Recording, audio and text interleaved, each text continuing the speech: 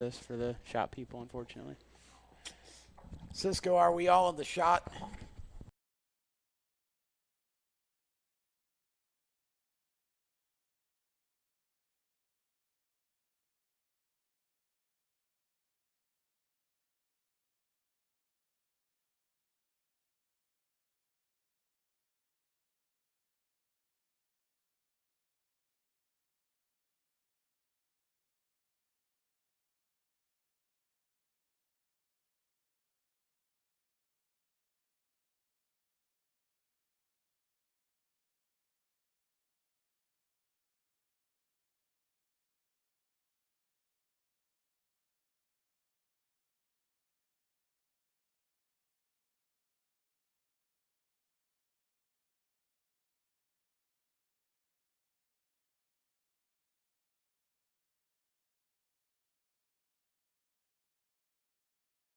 Stock Car Show on the Performance Motorsports Network.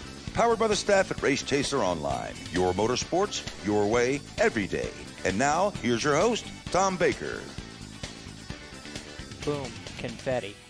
Well, it's another Monday night, and that means, well, it's Tuesday. See, because we had Labor Day on Monday, so this is our Monday, but it's Tuesday. So that's how this works around here. It's the motorsports.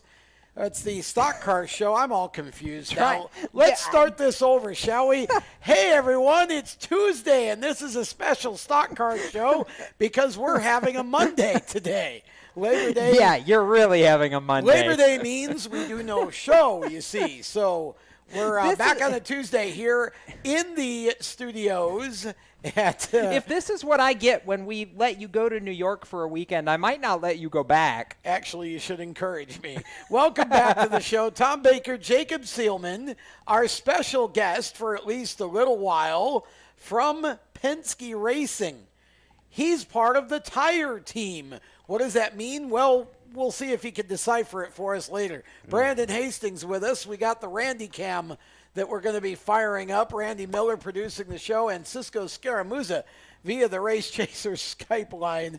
And we are going to try to actually have some coherent conversation here beginning right now. Yes, once in a while. Because we have, Jacob, breaking news. Those pieces of breaking news. They're related, by the way. They're related.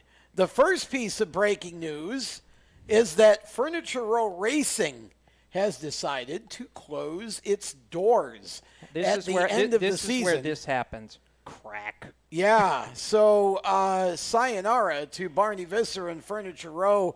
Wow, that would be more than enough breaking news to feed us for about a half an hour or so. But according to motorsport.com, we have more breaking news. Because Martin Truex has lost a ride and gained a ride, according to Motorsport, all in the same day.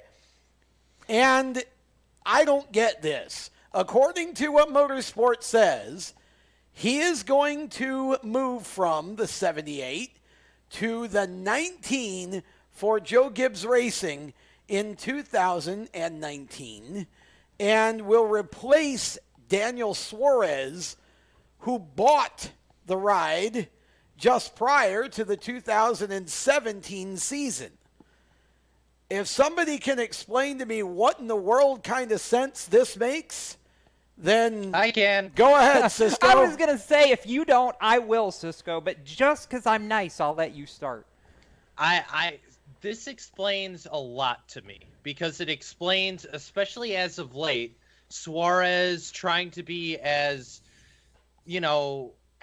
as fan-friendly to the media, has been doing a lot of interviews. He was on Dale Jr. Download last week, and especially with what he's been trying to say over these last couple weeks, that explains to me why he's been doing that. If this has been, because we know paperwork gets around before we get our hands on it. They probably knew this was going to be in the pipeline. We're having discussions. It would not surprise me at all if that if that explains some of Suarez's part. Now, the other thing is, and as we've discussed plenty of times, Toyota, by all means, does not want to get rid of Truex. they would lose so much if they did that. So this is, instead of the option which I would have liked, which is them buying the 95, turning that into a TRD car, and then putting all Furniture Row plus Levine all in a big pot and making that the new Furniture Row. No, they just threw him in the 19 and said, hey, Daniel Suarez, we know you paid to get in here, so later. Yeah, see, this is what is amazing to me is I think everybody knows that there was a huge wad of cash that took place to, shall we say, persuade Carl Edwards to retire and Daniel Suarez to take over the 19. And here we are 2 years later, and as soon as Suarez actually starts to show that he can run up front and start contending for wins, we kick him out. Just the way basically, this is the new Joe Gibbs motto, I guess. You know, it's kind of like, spend a year or two, we'll replace you with the next best thing. Spend a year or two, and we'll replace you with the next best thing.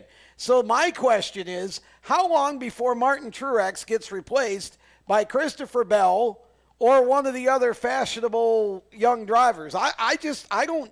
Well, I already know who Christopher Bell's replacing. I'll get to that later. But first, thank you, Cisco. I heard that cough. Sorry, I had a cough there. Yeah. Sorry, All right. So, citing this motorsport.com piece, I beg the question, where do you see that Daniel Suarez is going to the 95? Because I don't. And I'll quote the piece no less. Suarez's future and that of his current sponsor, Eris, remains uncertain. I see this. Quote. And this is what amazes me. So I'll add this, and then I'll go back to the Truex to JGR thing. Stuart Haas. If you're Eris and Daniel Suarez and you want to go somewhere where you can win cup races, there's a prime ride that's open, or at least we believe to be open. Saying. And honestly, and they have a lot of money to pay for that ride too. Yeah, and I'm sure Gene Haas's wallet would appreciate somebody else paying for it. If I were Suarez, I'd be all over that and basically make sure that's signed, sealed, and delivered within the next week or so. I don't understand. I just don't get what Joe Gibbs Racing is doing here or Toyota's doing here. I know Truex was last year's champion, but yeah, please try and explain this to me. Exactly.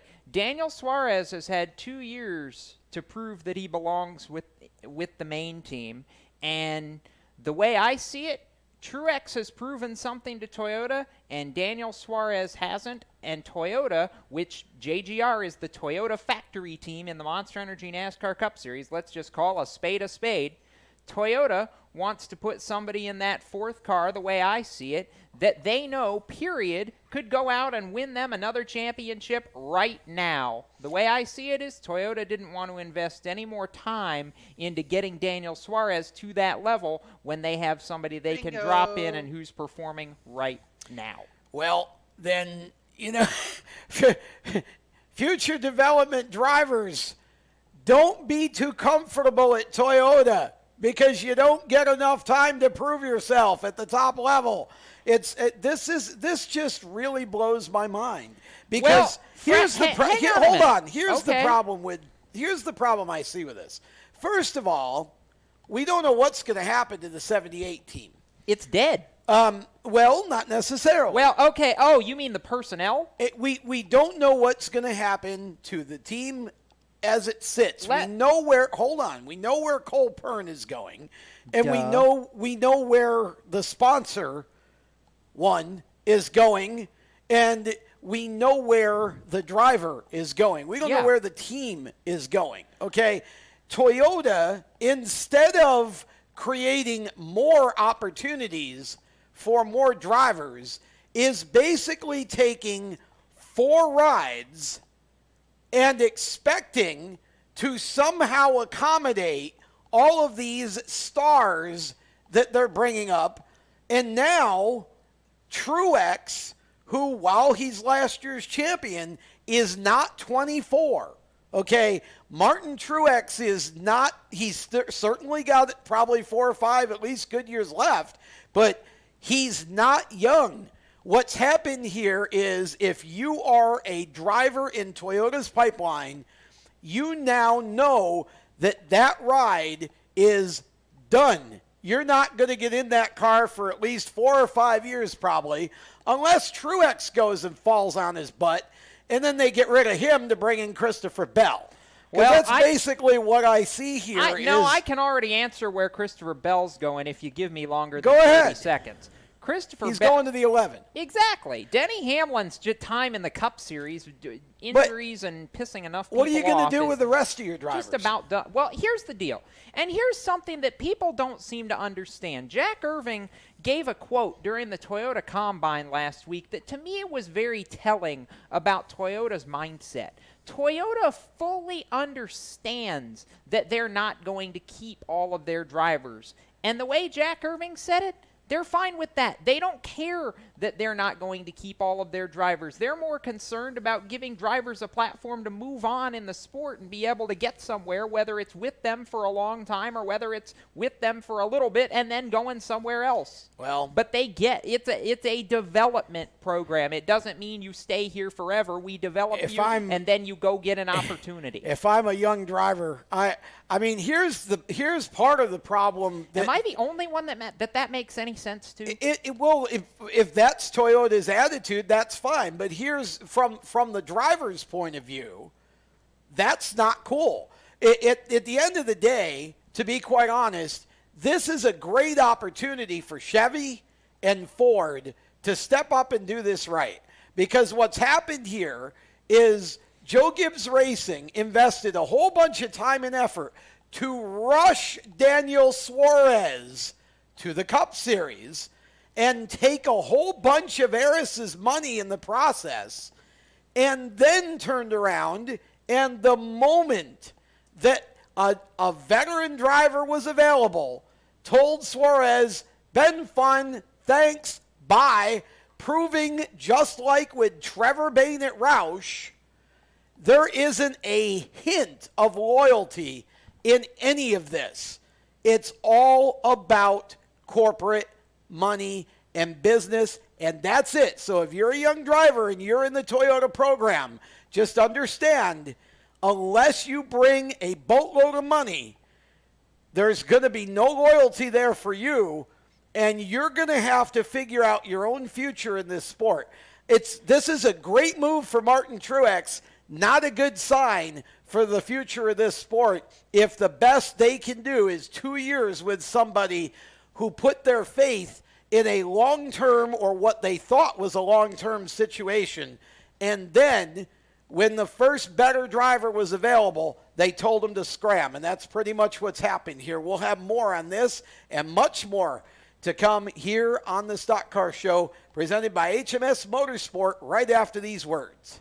You own a performance car and you know how to drive, but you want to learn real performance driving. Well, Bunky, get that car off the street and onto the track. Summit Point Motorsports Park, the Mid-Atlantic's premier road racing facility, located just over an hour from D.C. in nearby Summit Point, West Virginia, is the place to go. And you'll find that Friday at the Track is going to give you what you need. For less than a monthly car payment, you can attend this regularly scheduled one-day instructional event in your street car on one of Summit Point's 3 world-class road racing circuits. You'll receive classroom instruction, skid pad instruction in their cars, including front and rear skid control, and 4 20-minute in-your-car instructional sessions from a professional instructor. Have fun, go fast, and really learn how to drive. Call 304-725-8444 for class schedules and details. That's 304-725-8444. Friday at the Track at Summit Point Motorsports Park. Green light. Hey girl, school zone. I'm getting hungry. Car changing lanes. You want to meet me for pizza? Stop sign. Intersection clear. Yeah, street. Pizza sounds good. Ballin Street? Girl in Street! It's hard to concentrate on 2 things at once, like texting and driving. Stop the text, stop the wrecks. How will you stop texting and driving? Tell us at stoptextstopwrecks.org. Brought to you by the National Highway Traffic Safety Administration and the Ad Council. Here's an important message from RAD and this station.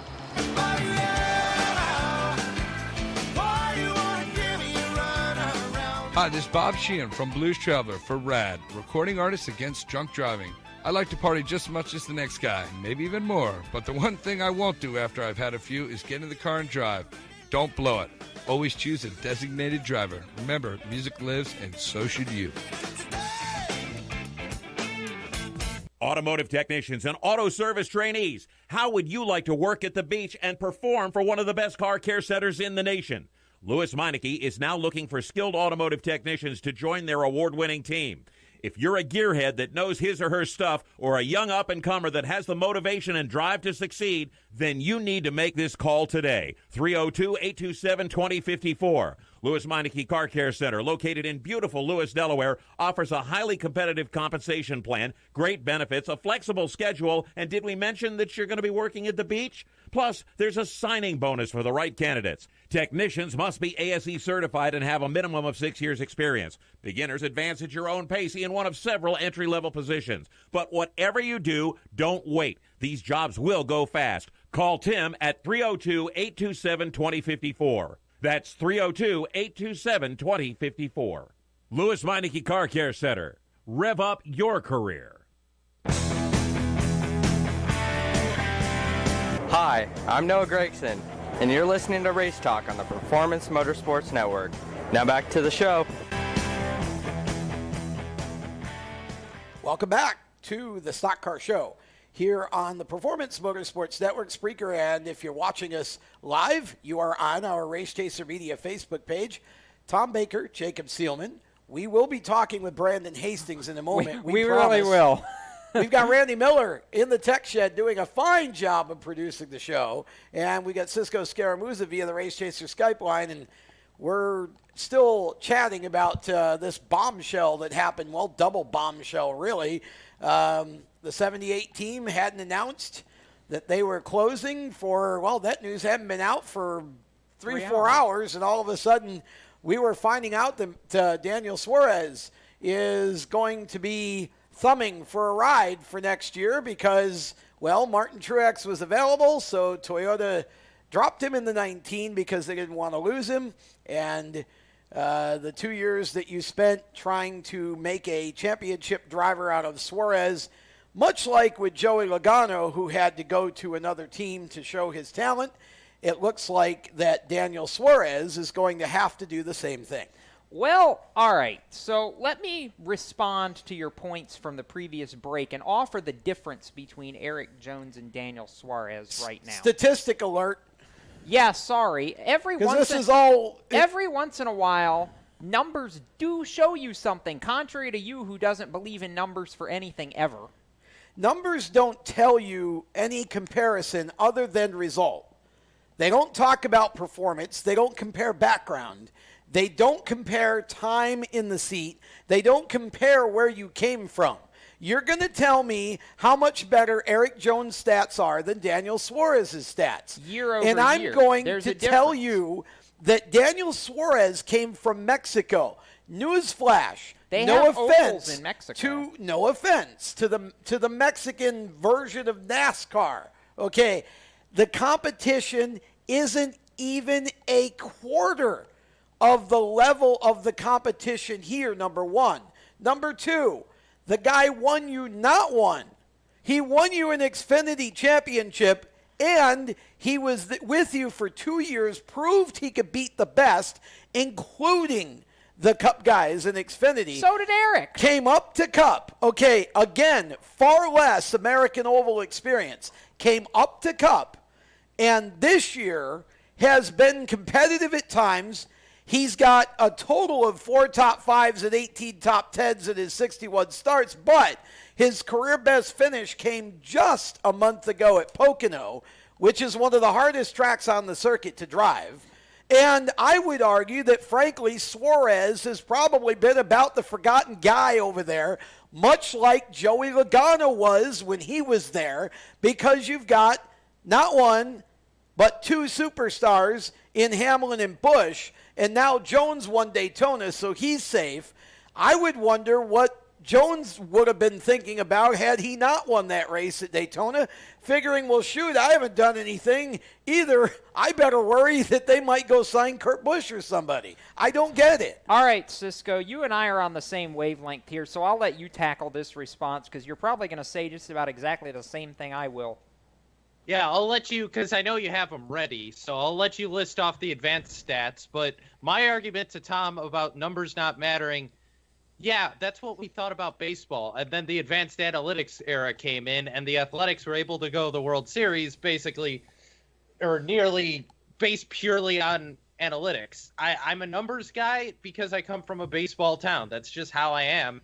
And with the engineering, and Hastings can, I'm sure, back a little bit of that up in the fact that numbers can say a lot, even when they're just statistics. You can make generalizations, and you can build formulas. You can go to the ends of the earth to be able to make stuff out of stats, Jacob. All right. Case in point here, Eric Jones, year over year, has improved both average start and average finish by 4 places. He got the win at Daytona, which while it is a Daytona and it is a plate track, it's still a win. He's already matched his top 5s from last year, and he's 1 away from doing the same with his top 10s. We've still got 11 races to go. On the flip side of that coin, Daniel Suarez has half the top 10s he did a year ago. He does have a pole, which, okay, great, wonderful, but that's qualifying. But he's dropped his average qualifying performance and his average finish by 3 places, and he's exactly the same place in the standings, 20th, as he was this time, actually, at the end of the year, a year ago. My response is Eric Jones has showed persistent growth. Daniel Suarez has gotten stagnant. That would be consistent growth, but okay. You can argue however you want with stats, but here's my point. This is now twice. Joe Gibbs Racing clearly rushed Joey Logano to Cup before he was ready, and they totally blew it with him and almost cost him a career. He had to go to Roger Penske to show the true talent that he had with a team that actually took him and allowed him to grow into the part and gave him the time to do that. Now you bring in Daniel Suarez, who in the Xfinity Series clearly was better than Eric Jones, and all of a sudden now you give him 2 years of Cup after no American experience prior to the Truck Series. None. 0. Okay, you give him 2 years, and you don't know it's going to take him longer than that to develop into the kind of driver that a Truex or a Hamlin or a Kyle Busch are. Not very intelligent thinking over there, guys. I hope Suarez goes to the 41. I hope he wins 6 features next year, and I hope he beats the pants off of the guy in the 19 car. And it has nothing to do with my feelings about Truex. I just think that this situation is completely unfair to Daniel Suarez, and I think it's a stretch for Toyota and Joe Gibbs Racing because they're desperate to try and hang on to a guy who's only got so many years left in the sport to begin with when Toyota's got 10 or 12 drivers in their pipeline that they're supposed to be developing. I mean, Christopher Bell's going to replace Denny Hamlin. That would seem logical, but I'll tell you what, if Jones messes up, don't be surprised to see Christopher Bell go to the 20 car instead, because they're not going to get rid of Hamlin as fast if they think that they can replace a weaker link. So I don't think that Eric Jones' ride is safe. I would argue of the 3 guys that we know are going to remain there next year, Denny Hamlin is the weakest link right now. He's barely. That's a whole other discussion right now. Barely. But I just don't think it shows much common sense on the part of Joe Gibbs Racing. This is 2 now huge blunders that they've made in recent years with their driver signings. I'm going to be that guy in defense of JGR. Well, go ahead. But by the stats, you can't. Oh, no, I'm not. So put your stats away. This isn't by stats this time. In defense of JGR with the Joey Logano situation, I'm not 100% sure that they were actually prepared when Tony Stewart decided it was time to break off and form his own Cup team. And they had to react to that and put Joey Logano in the seat. Before he was ready, you had choices. You just, I don't know. I'd have to go back and look.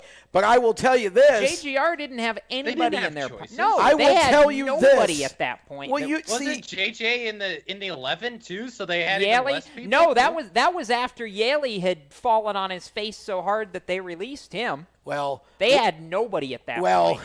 Well, and again, if that's the case, and I'd have to go back and look and see whose contracts were up at that time, but if that's the case, shame on them. They weren't prepared. And, it bit them in the butt. So you rush Joey Logano, and then when Joey Logano didn't do well, there was no growth there. Apparently, Joe Gibbs isn't very good at developing drivers at the Cup level, because there's two now that they completely missed on. And both of them were coming in with huge stats and in a situation where both of them should have been almost certain to be front runners and chasing championships within 2 seasons. Well, so there you go. That point I'm not going to argue, because there are a lot of facets to that I actually agree with, but that's an argument for another day.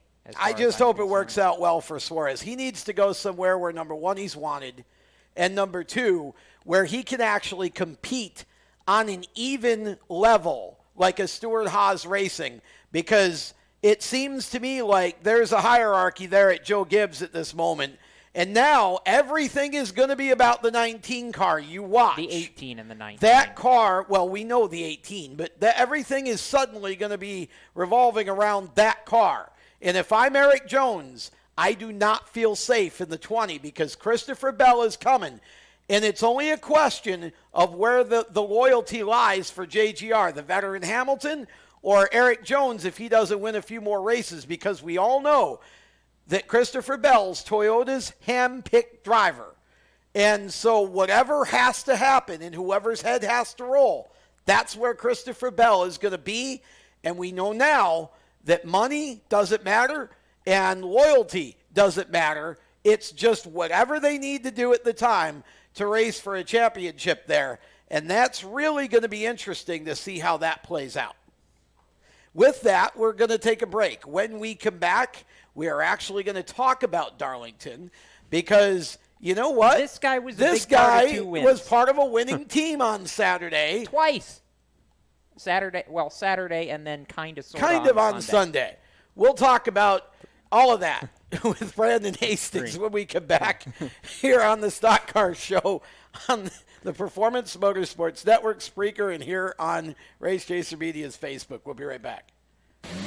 Do you love the sound of high-revving motors and the smell of burning rubber? Do you want to get your car sideways right at the ragged edge of control? If you've always wanted to try drifting or learn to improve your drifting skills, Summit Point Motorsports Park, the Mid-Atlantic's premier motorsports facility, has the expert instructors and the specialized track to teach you how to drift and the skills necessary to drift competitively. From skid pad to open sessions, Summit Point Motorsports Park has the safe and open environment that allows drifters of all skill levels, new to intermediate, to get sideways and smoking. With a focus on safety and the skill set necessary to drift competitively, Summit Point Motorsports Park's Drift Nirvana is just the thing for you. Call for your reservation today, 304-725-8444. Or for more information, go online, summitpoint-raceway.com, or you can email them at office@bsrinc.com. Drift Nirvana, getting you sideways the right way.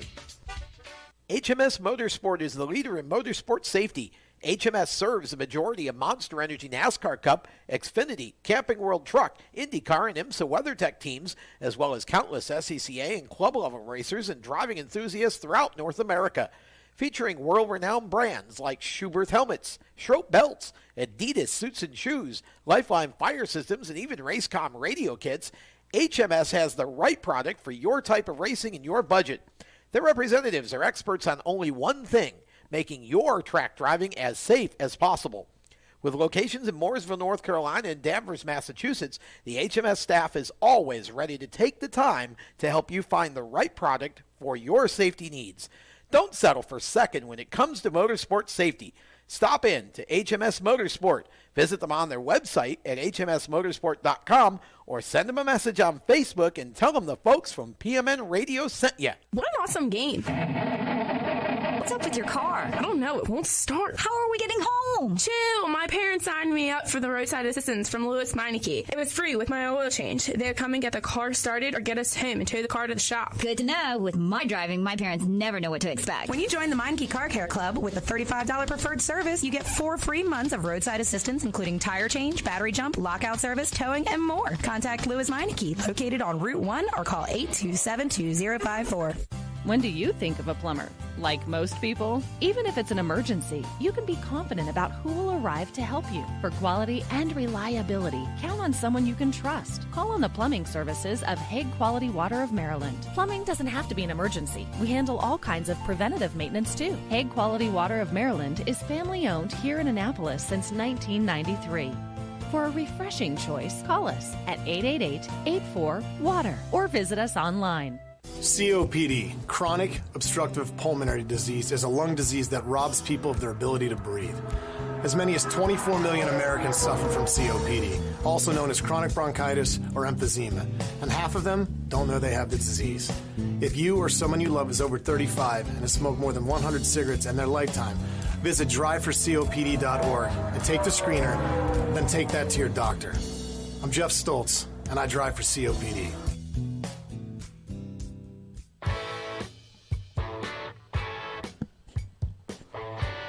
Hi, this is Austin Terrio, and you're listening to Race Talk on the Performance Motorsports Network. Now back to the show. See, apparently Brandon Hastings and Austin Terrio have something going on because he's a good guy. Yeah, Brandon, that got a laugh out of our special guest here. Welcome back to the Stock Car Show. Tom Baker, Jacob Seelman with you on a Monday night, along with Cisco Scaramuza and, of course, Randy Miller over there in the tech shed punching all the right buttons. And our special guest, courtesy of Penske Racing, is Brandon Hastings. Morning. It's morning somewhere. Yeah. The other isn't that like it's 5 o'clock somewhere? It's 5 o'clock somewhere. the other teams were in mourning after Saturday's race because you and the 22 car kind of just went and kicked their butt. What's it like to be a part of a winning team in the NASCAR Xfinity Series? So it's always a lot of fun to walk in the garage in the early Friday morning. The initial garage opening, no one has anything. We don't know what our tires look like. We don't, we're just unloading, and no one knows what the cars look like and everything. It's always fun to come into the garage and just be looked at as, hey, that's probably going to be the car that we're going to have to race against, and it's a lot of fun because all the guys on my crew, the car chief, the front end guy, the rear end guy, everybody on this car, the engineer, the crew chief, we all mesh extremely well. I mean, they say that NASCAR is not a team sport; it's all about the driver. They see that's where you're wrong. We all mesh really, really, really, really well, and it's to the point to where the crew chief will come on the radio during practice and say, "All right, let's go with that changing the front bar and let's put a right rear spring in." Or change the right rear spring or something like that. And we right off the bat, we all know where we need to be. I know I need to be on the left front, taking the sway bar door off so we can change the sway bar. We need to put the front struts on. On the other side, we've got the car chief over on the right side, and then we've got the rear end guy under the car taking the shock off so that we can get ready to change this right rear spring. We can get a sway bar change as well as a right rear spring change done in a matter of about 3-4 minutes, if we're smooth. It's to the point now where it just makes sense where the slower and the smoother you are, the faster you actually are. And all of us understand that, and all of us know that. Just like with driving, smooth is fast. We're all on the same page. Everybody understands everyone's jobs, notions. I'm right there. Everyone knows I'm the tire and interior guy. So when the car comes in, I take the hot pressures, and I stand right there on the left side of the car. If we've got to make a left rear spring change, I run the jack. If we've got to make a sway bar change, left front. You run the jack? I run the jack, left side wow. jack. Yeah, I'm at the driver's side. I stay on the left side the entire practice session. That must be an easy jack. It's not bad, It takes a few pumps to get her up, but an electric jack. If the video stream could see Brandon stand up, Brandon's not exact. Yeah, no, it's just I'm vertically challenged. This is about as tall as I'm gonna get. Stopped growing at 13, and I grew in character. All right, I grew in character. That's got to matter for some reason. All right. when you stand the jack handle up straight, it's taller than Brandon is. I stand up. It's funny whenever I actually roll into the initial garage opening. A lot of times we have a huge stack of tires that Champion and Goodyear put out. I get about 7 sets. There's a lot of times where we got like all stacks and stacks.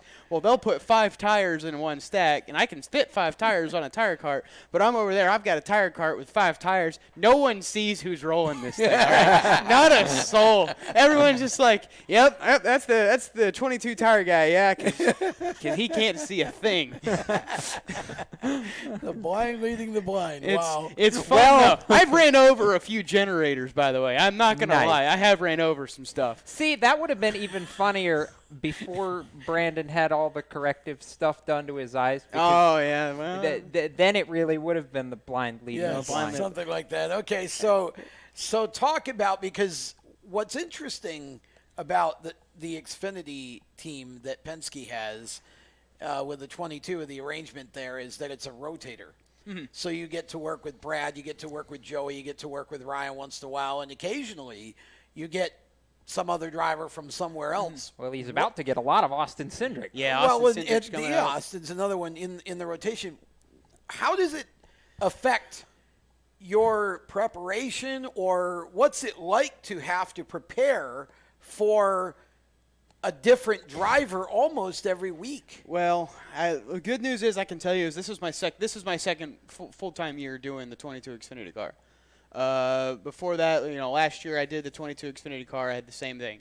But before that, I had Ryan Preece all year in 2016. Before that, I had Landon Castle all year 2016.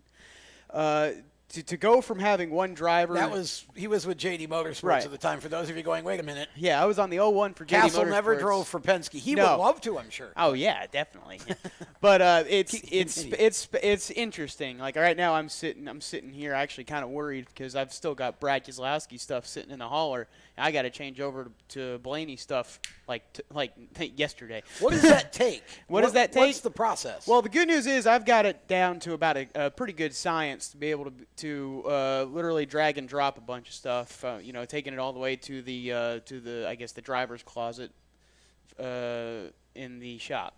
So I've got a duffel bag that's got pretty much a helmet, Hans, shoes, socks, Nomex, as well as getting 2 helmets. So all it really is it's a matter of me taking 2 helmets and a duffel bag, going to the closet, putting it in the Brad shelf, going to the Blaney shelf, duffel bag that's got all the exact same items in except for his stuff, as well as 2 helmets, go to the hauler, start unpacking.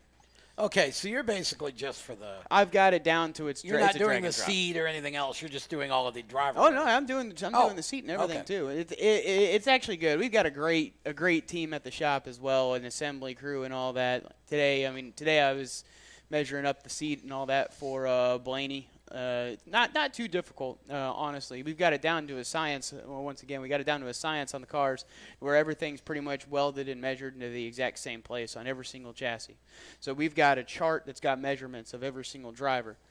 So if the seat is in the exact same place, I can get a tape measure up where the steering column is, and then the driver doesn't even have to get in the seat to test out where the steering column is. Now, in fact, there's a lot of times where I've gone to the track, and the first time the driver gets in the seat is about 3 minutes before practice starts. He gets in there, clips the wheel, tugs on a little bit. All right, good. 10-4, got it. Hey, there you go. Yeah, that's when you know you're doing something right. Doing something right. The only time I've had an issue is Logano this year, because at the start of the year, Logano went from I can't remember. He went to a smaller wheel by about an inch. He went to a smaller wheel, and we had different steering measurements. If the steering wheel's smaller, so in order for it to be the wheel to be in the same position, the steering column's got to be in a different position. Wow. So there was a little debacle right around the Daytona. We had them at Daytona and Atlanta and all that. I got it figured out by Fontana. Luckily, that was good. Fontana was good. So Joey had you kind of, what do they say down here in the South? Discombobulated. Discombobulated for definitely kerfuffle. For sure. Well, it wasn't too bad. Had you kerfuffled? Atlanta, I kind of screwed myself. Atlanta, I had the steering column not too bad. And then Joey came on the radio first practice, says, all right, we need to move the steering column a little bit before second practice. All right. Get in the car in the middle, right in between first and second practice. I'm like, move it up. I'm like, all right, that looks a little bit better. All right, tighten her up. Right before practice starts, he gets in, he puts the wheels. Yeah, it's lower. Uh-oh. Oh, this isn't good. You fired. Oh, no. Well, luckily my car chief got in the right side, and I got in the left side, and one of those things, we teamworked it. We teamworked it. We had, it's a nut and a bolt. He worked on the right side nuts, and I worked on the left side bolts. We loosened everything. He moved the wheel to where he wanted it. We tightened everything. We had that steering column moved in 2 minutes. Record time. It was record time. We did very well, I think. All right, so take everybody back to Saturday afternoon for a little bit. Oh, yeah? Yes, you want please. Me to? Yes, please, because all right, what do you need? Talk to me, Goose. The way I was looking at this race, I'm sitting here going, okay, 22 is good. 22, and even Brad said it in the post-race press conference. Not necessarily race-winning good, but good. Oh, yeah, I admit that. We were good. And then all of a sudden, boom, Chastain and Harvick have their little, as Tom used the word, I'll repeat, kerfluffle. Yeah. And y'all basically just walked through, and that was the end of that.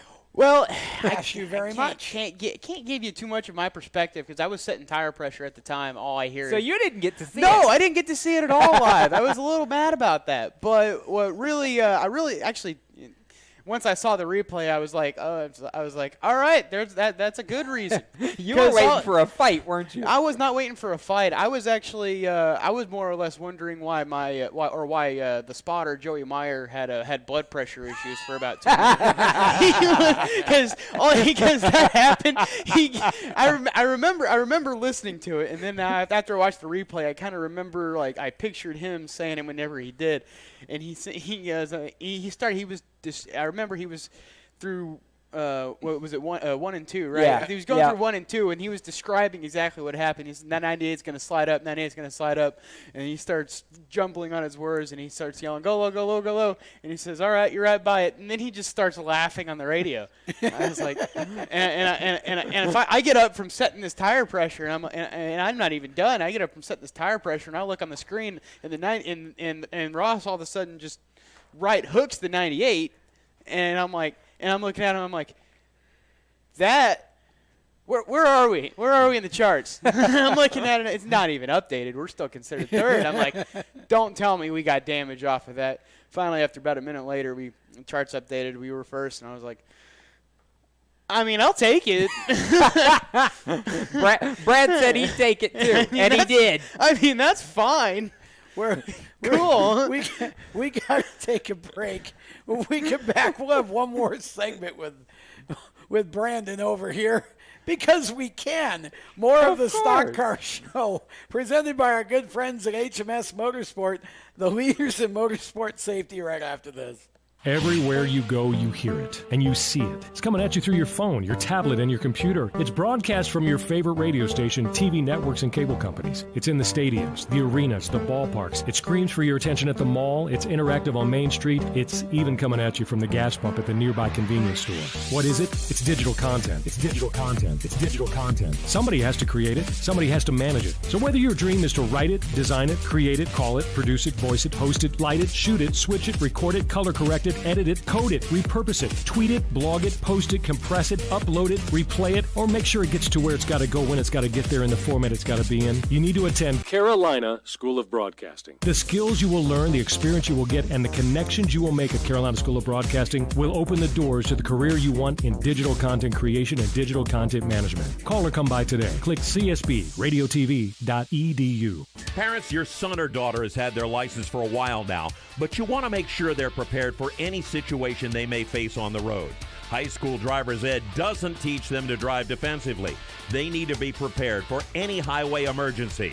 For less than a month's insurance, and a whole lot less, BSR instructors at Summit Point Motorsports Park in nearby Summit Point, West Virginia, will teach your son or daughter how to respond instantly and positively to unexpected situations on the road. BSR's specialized accident avoidance training teaches swerve to avoid maneuvers at highway speed, ocular driving, which focuses driving attention on ways to avoid accidents, vehicle dynamics and feedback, skid control and skid recovery, threshold braking on straights and progressive braking on curves, and off-road recovery techniques. This is stuff driver's ed simply doesn't teach.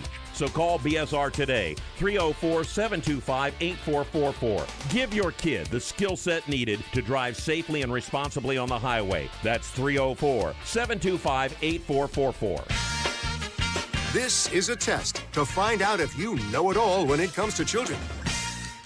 Name one of the leading killers of U.S. children age 1 to 13. What's the best way to protect children in a car crash? At what age and size should a child start using a booster seat? Don't assume you know it all when it comes to car seats for your child. Go to safercar.gov/the-right-seat and know for sure. Brought to you by the National Highway Traffic Safety Administration and the Ad Council. Hi, I'm Ben Rhodes, and you're listening to the Performance Motorsports Network, the voice of motorsports. Welcome back to the Stock Car Show. Little toe tapping to Jim Croce here, and we're back on the air talking to Brandon Hastings, a member of the tire team on the 22 Xfinity car for tire guy and interior guy. Tire and interior guy. Yeah, yes. We can't forget about the interior because the interior stuff's pretty important. The question is, do you do windows? Yes. I can do windows. I can do windows. I also do See? doors. Ladies, there you go. He does windows. I don't know about the vacuum cleaner. Definitely can't picture him with a mop, but but he takes care of the interior of the cars.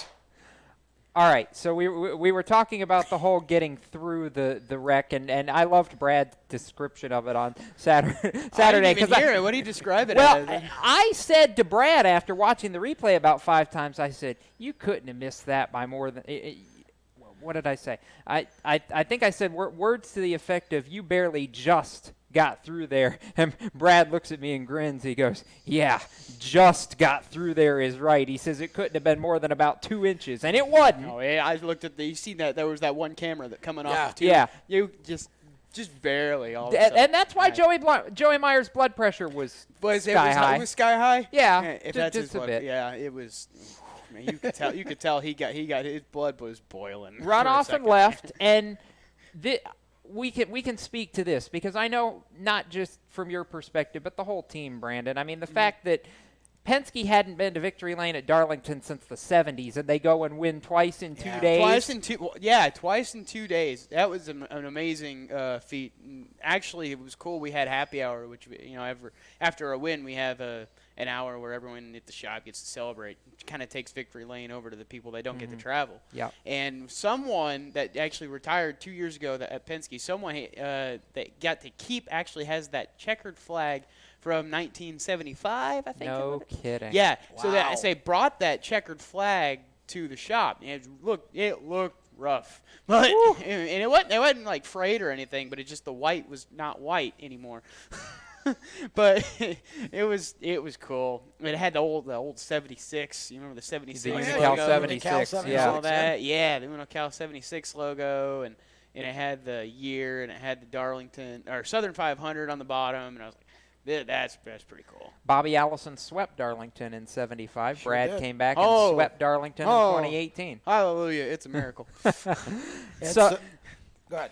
As if Saturday night wasn't good enough. So as we talk about, Sunday goes out and wins the Southern 500 in the Rusty Wallace car. I'm not going to lie. So I watched that Cup race. I didn't think we had a shot for that 42 car. I didn't think you had a shot for the 42 on Saturday. Oh yeah, the 42 had the weekend covered. Yeah. But I mean, perseverance. Brad had it.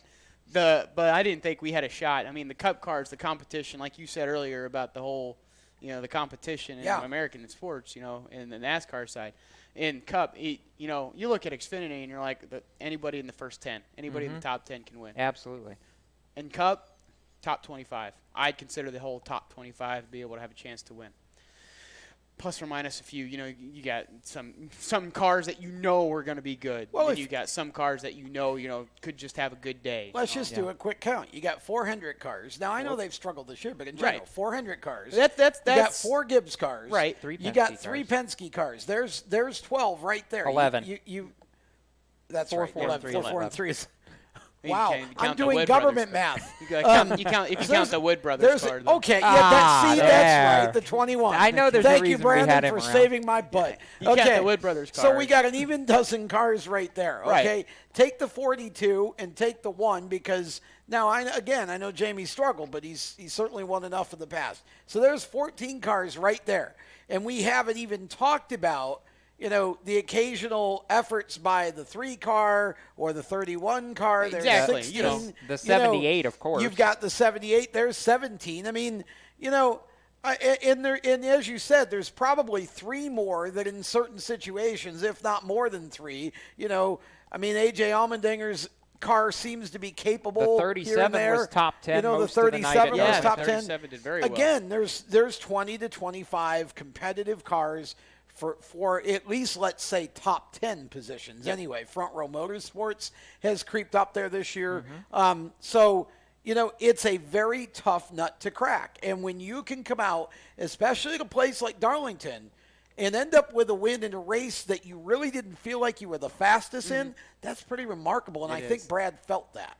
We did the same thing in Charlotte, too. We really couldn't believe that we won that one. I knew we didn't have anything for the 18 until he had a little mishap there on a restart going into the turn 1 or something like that. That was the Charlotte Xfinity race this year. Yeah. I saw the 18 kind of going down, and I'm like, all right, that's another one. I mean, a race. Those are the like it feels pretty good going to a race knowing that you have the best car, but usually when you win a race and you weren't really supposed to win that race, that's another good one. Oh, yeah. That's a really good one. Well, and especially if you're Brad Keselowski, as long as Brad's been racing and he grew up in it, let's face it. I mean, his dad was involved in it. He grew up in the sport. To win at Darlington in the Southern 500 is a career trophy. That's something that you work your whole career for. It's one of the iconic races, and for Brad to get it done, and for Team Penske to finish 1-2. It was fantastic. Amazing. That was fantastic. We needed that one as a company. Our Cup cars haven't really been doing the best. No. We've been they've been working on it. I'm sure. On it. Oh, I mean, the engineers and the crew chiefs have been in so many meetings and debriefs. What could we have done differently and all that. And I think it's really paying off to have that 1-2 finish, especially at a track where it's at like Darlington, where it's a driver's track. Somebody that's going to be able to drive the car. Chris Buescher, for example, like you said, 37 in the top 10 all night. Fantastic. And if it wasn't for the oil pressure issue that they had, another should have finished in the top 10, the 24. I mean, Byron was he was doing very actually impressive. Most of the Hendrick cars, at least, and in then the first part of the race, Johnson until he got the commitment line violation was up there, and then we blew 2 motors up. But hey, more woes for the Hendrick team this year, and shockingly, we can talk about this later because I don't want to waste the couple minutes we have left with Brandon. But there is the whole the 48 has a mathematical shot of missing the playoffs this weekend. I'd seen that 68 or 70 something points out. Well, all he has if he loses 20-ish points to Bowman.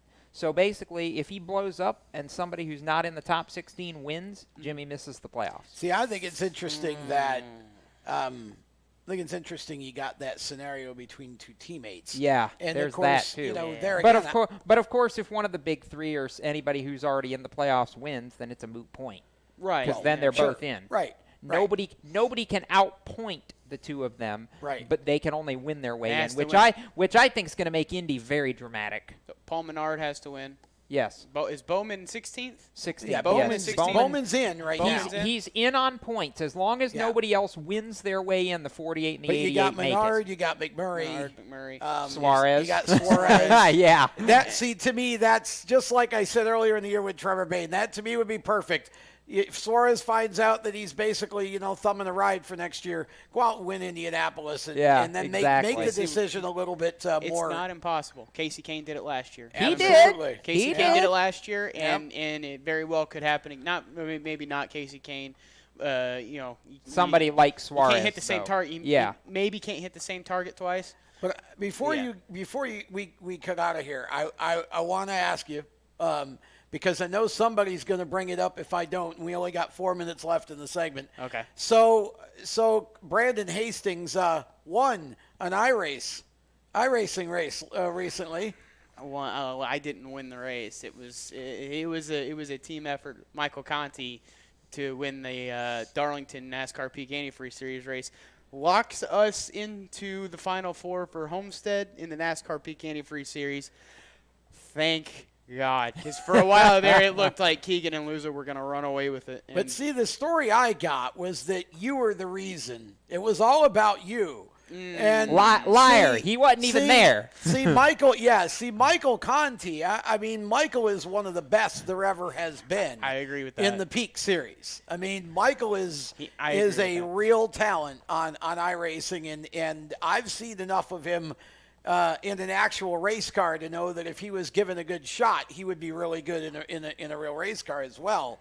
But we're being able to work with Conti is pretty darn cool. I would imagine it's cool. I've been with him since 2014. I took a couple years off so I could get my NASCAR career going. But after getting back into him with in 2016 and really pushing forward in 2017, coming back in 2018 really to fight for a championship.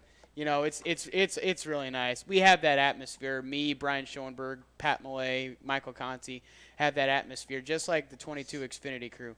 Everyone knows what everyone else is thinking. I've gotten to the point now, though, where I can drag and drop numbers. Mm-hmm. I've got spreadsheets like you wouldn't even believe, fuel books yes, I would. And everything, yeah. where I can drag and drop numbers. We would. So one reason that they would give me credit for the win, Darlington, I wasn't there. I was sick as a dog, 102.9 degree fever Tuesday night. You're spoiling it now. We're trying to pop you up. I'm going to admit I wasn't. But what's really going to help out is the fact that for a while, the Sunday before that, me and Conti we talked for an hour or two. I was going through the numbers from telemetry and all that just to see what is the best possible scenario for pit strategy and all that. We talked for an hour. We had the plan. We ended the night, I think it was actually Monday night. We ended the night Monday night already having the strategy set. We knew what we were going to do. And that's one thing what Penske has brought me is my mindset of being prepared for the worst, being prepared for everything. I was prepared for a caution-free race. Thankfully, we had a caution-free race. I wasn't there. Yes. Me and the other crew chief, Patrick Millay, for Brian Schoenberg, we talked. He was on the same mindset I was. He knows what to do. I laid in bed during the peak race. Yes. With ease. I had no problem. We've got the same people we started the year with. We don't add. We don't take away. We've got that atmosphere. All right, I know you're against the break, but I want him to make this point before he leaves because he got long-winded like Brandon usually does. It's fun, you know. It's okay. Good. So point this weekend. If y'all go out and do what you did, win the Xfinity race, win the Cup race. The Cup race Sunday would be 500 wins for Team Penske as an organization. How big is that party going to be? Well, I'm gonna ruin it for you because we're a little mad about the IndyCar series not winning the race. We wanted 500. Oh. The Xfinity car wanted 500.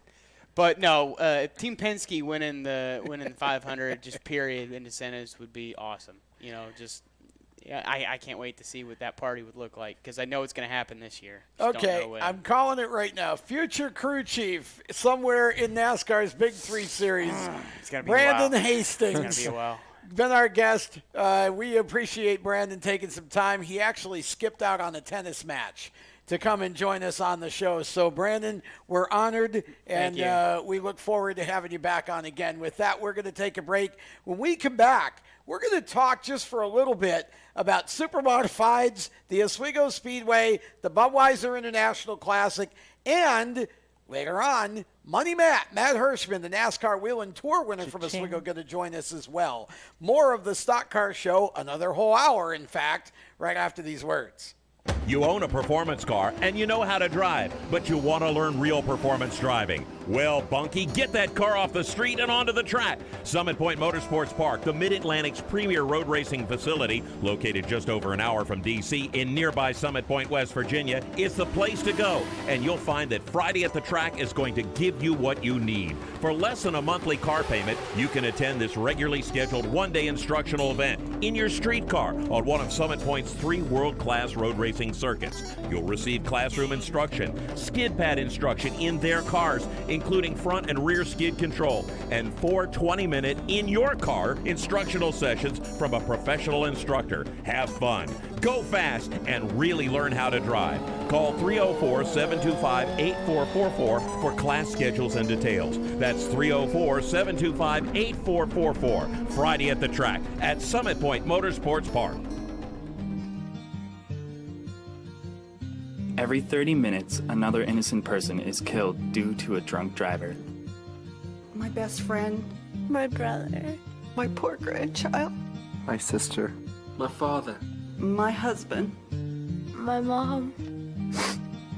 My mommy. Well, I've been afraid of changing, 'cause I've built my life around you. Stop these tragedies before they happen. Don't drink and drive. The Performance Motorsports Network is a compilation of shows about motorsports.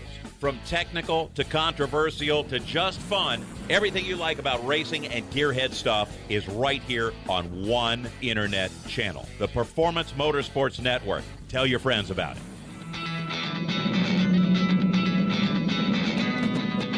Hi, I'm Reed Sorensen. Racing has been a part of me and my family for as long as I can remember. I had to make tough choices early on to get to the top. It took hard work and dedication, but it's those tough choices that helped me prepare for challenges I would face as a cup driver. Make the right choices today and be ready for the challenges tomorrow. This message is brought to you by the U.S. Air Force.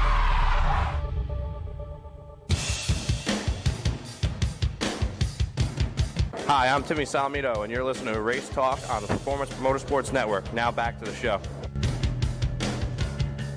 Oh, well, that's appropriate because we're going to get into modifieds and super modifieds and all of that during this segment. Jacob, where'd everyone go? Well, Brandon actually has to go home because, well, it's about that. It's past his bedtime, Cisco. And Tom, I'll go get my fishing line and make him reappear in a minute. Make him magically appear on video or something like that. Poof. Yeah. That's how that works. Anyway, so we'll get this guy in this chair back in a second. But for those of you watching the feed or listening right now, hi, we've got a whole nother hour here. Jacob Seelman and Cisco Scaramouza with you right now, and we'll magically make Tom Baker reappear in a moment. And no, it's I'm not going to do the whole commercial voice where they're magically delicious. I don't have that octave at the moment, so we'll just move on from that, Cisco. And since Timmy Salamito brought us back from break, before we get into the whole super modified portion of the discussion, we can talk modifieds for a second, maybe, unless I hear Tom. Yeah, you're late. Hi, you're that doesn't work when you don't have the headset on. Sometimes you have to. Well, the wave worked. Yeah. Okay. Everybody knows that's Close high. enough. All right, so I was going to go to modifieds with Cisco before you walked in. That's fine. But okay, that works. So the NASCAR Whelen Modified Tour, and we're going to talk to Mr. Cha-Ching in the next segment. But Cisco, Matt Hirschman took 10 years off from winning in the Whelen Tour, and I guess Saturday night decided, oh, hey, I want this trophy again, and kind of reached out and grabbed it. And apparently we could say something about modifieds and not have to say the word Justin Bonsignor in the first sentence either. Wow. That's a thing? Yeah, I know, right? Well, and I'll tell you what the difference was. The difference was, I think, that the live pit stop scenario changed a lot of things. There were a lot of different pit stop strategies. If you're not familiar with the Whelen Modified Tour and the way that they normally go through a race and do their pit stops, most of the time they take a halfway break. Now, they did that last year at Oswego, and the fans were not happy. And to be frank, it was the only reason it was any good of a race is because Ryan Preece had enough in the second half to actually pass Hirschman and win it. but there wasn't much in the way of real passing because when you take a halfway break, obviously everybody stickers up, and the leaders are still the leaders. Well, the live pit stop deal scrambled the field for a while, and you had some different names up front.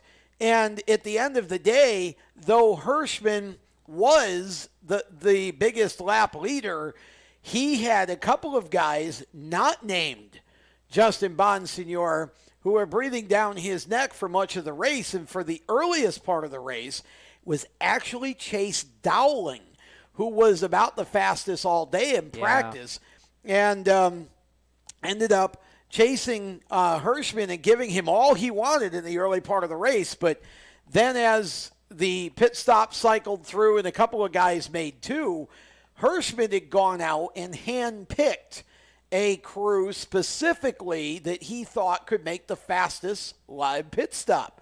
And it ended up paying dividends because when it cycled through, he was right back up front and nobody could hang with him. This was not Bonsignor's day. He wasn't bad, but he wasn't great. No, and to be fair, there was a slight scare during the pit sequence because Hirschman got pinned behind a slower car, leaving the pits. But and it had nothing to do got, with the crew. Right. It got passed by Dowling and Bonsignor. Now, to Justin's credit, he finished second and extended his points lead to 75, but it was just comforting and nice and refreshing to have Justin not win his third straight race. Well, and speaking of threes, can we talk in threes? There were 3 overtimes. Yeah, there were 3 overtimes, and that's actually how Justin the last part of the race is really where Justin made his biggest gains, and it wasn't so much that Justin got faster as that other guys started to fade, Dowling included. Dowling was not much good at all, in the last he didn't even 20, end up 30 in the top laps. 10. No. And so there were a few guys, and of course Ryan Preece had come up and was challenging, and Preece had a terrible day, really, not driving wise, just he had 2 situations develop, one in the practice and then one again in the feature. The second crash was worse.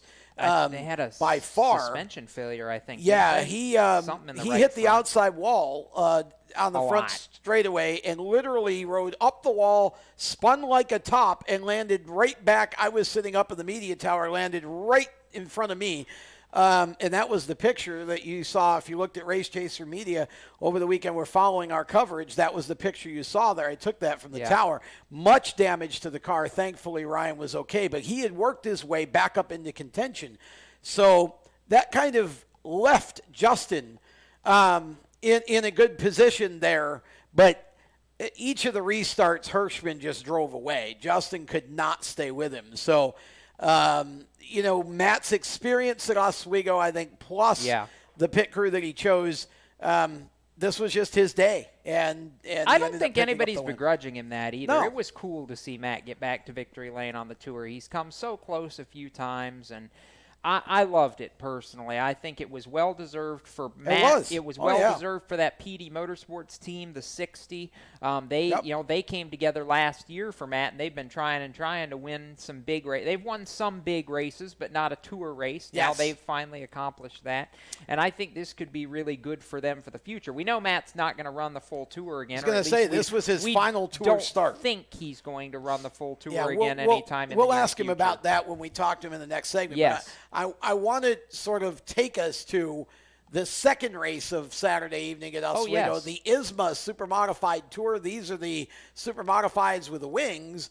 And for the 5th time, it was Tim Jedrzak out of Ohio picking up the win in the ISMA Super Nationals. That was the race that nobody wanted to win. Yes, his second win for his current car owner, Howie Lane, in the what is it? Dr. Mom Says School is Cool. Number 97. You got that absolutely right, and you didn't even have to look. I'm proud of you. Well, that's because I love the phrase, and I happen to agree with it. And I think if we can get Randy over there in the tech shed to punch a button, we're going to hear from Timmy J. This is my post-race interview with him. All right. You good? Coverage of the 62nd annual Budweiser Classic Weekend continues here on Race Chaser Media. Standing here in Victory Lane Classic Saturday's over with. ISMA Super Nationals winner once again, Tim Jedrzak. Tim, this is what, your second or third win in this race? This is my fifth. Fifth win? Yeah. Wow. Believe it or not, it's been 5. Years go by quick. They do. This race was something. I mean, it seemed like if you were the leader, you broke. And you kind of inherited the lead after Tyler Thompson went out. Trent Stevens broke on the restart, and then had to hold off Mike Lichty in a heck of a finish. Yeah. Talk about that race with Mike. Well, it started out at the start of the race, I was the pole cars, but Tyler Thompson beat me off the floor. I just couldn't get traction. He pulled down. And then I was in a little bit of dirty air behind him, and here come the 19. I couldn't fend him off. So I took the third, and I was, to be honest, at that point in the race, I was like, all right, let's keep rolling with it. They pulled away a little bit. I didn't want to use up too much of what I had. Then Tyler broke the motor. He went out. I don't know what happened to Trent. I got a good run on him on the restart. Come down 1 and 2, got to the middle or underneath him in 3 and 4, and then it looked like he just stopped and the car just went backwards. So I don't know what mechanical problem he had, but then I was back in the clean air, and you know, after that long caution or the red flag, we're cleaning up. My car just seemed to get better. It tightened up a little bit of what I needed. And after that, I just said, I just got to go like hell for 40 laps because I could watch the board. I knew the 84 was coming, the 95 was coming, the 11 was on my tail. And that's the best of the best. You know, when you get into that neighborhood, running here in Oswego, and Mikey and I had that battle at the end. And to be honest with you, I didn't really know who it was. I just kept seeing the tire come. He beat me down here in 3 and 4. Yeah. And I knew if I could stay under and going into 1, I could get off at 2 so good all night long, even in practice. My car was so good off of turn 2 that I could just get really good drive. And I knew if I could stay with him going into 1, I had a shot to clear the lead again. And when we do that, 2, 3, and 4 times, and the last couple laps, I didn't see him, and I was just trying to keep my car as straight and smooth as possible. I was still struggling really bad, and then we were catching lap cars. Yeah. And we got in the dirty air again, and we got down there in the 3 and 4 in that last lap, and I was just sort of skating and thinking, oh, God, which side's he going to come on? And checker flag was out, and here we are. You came up with some of those lap cars so quick, I think you scared the heck out of them. Jamie Timmons there was a kinda couple held of them you that guys up scared me a little bit. really bad, and I thought it looked like Mike was going to be able to get by you, but you just had just enough, and you were in the right place at the right time to be able to hang on to the lead. What's it like running around side by side with a car here at about 150 miles an hour? It's tense. It's very tense. Pictures in the back. You know, you really have to trust your competitors. Mikey and I might have rubbed one time. We got into a lap car, I think down in 1 and 2, and I went high. Mikey drove underneath me, and then going down the backstretch, I had a barrier around the lap car to keep Mikey from getting by me or keeping behind me, and it worked. And oh my God, the 5th Bud Light Classic, and here we are. Yeah. ISMA doesn't use the passing flag, so I'm sure that makes lap traffic a lot harder. It does. It does. Until you can get up next to them and they can hear you or see a wheel, they don't really know you're there. And no discredit to them. Usually those are the cars that they're not handling really well.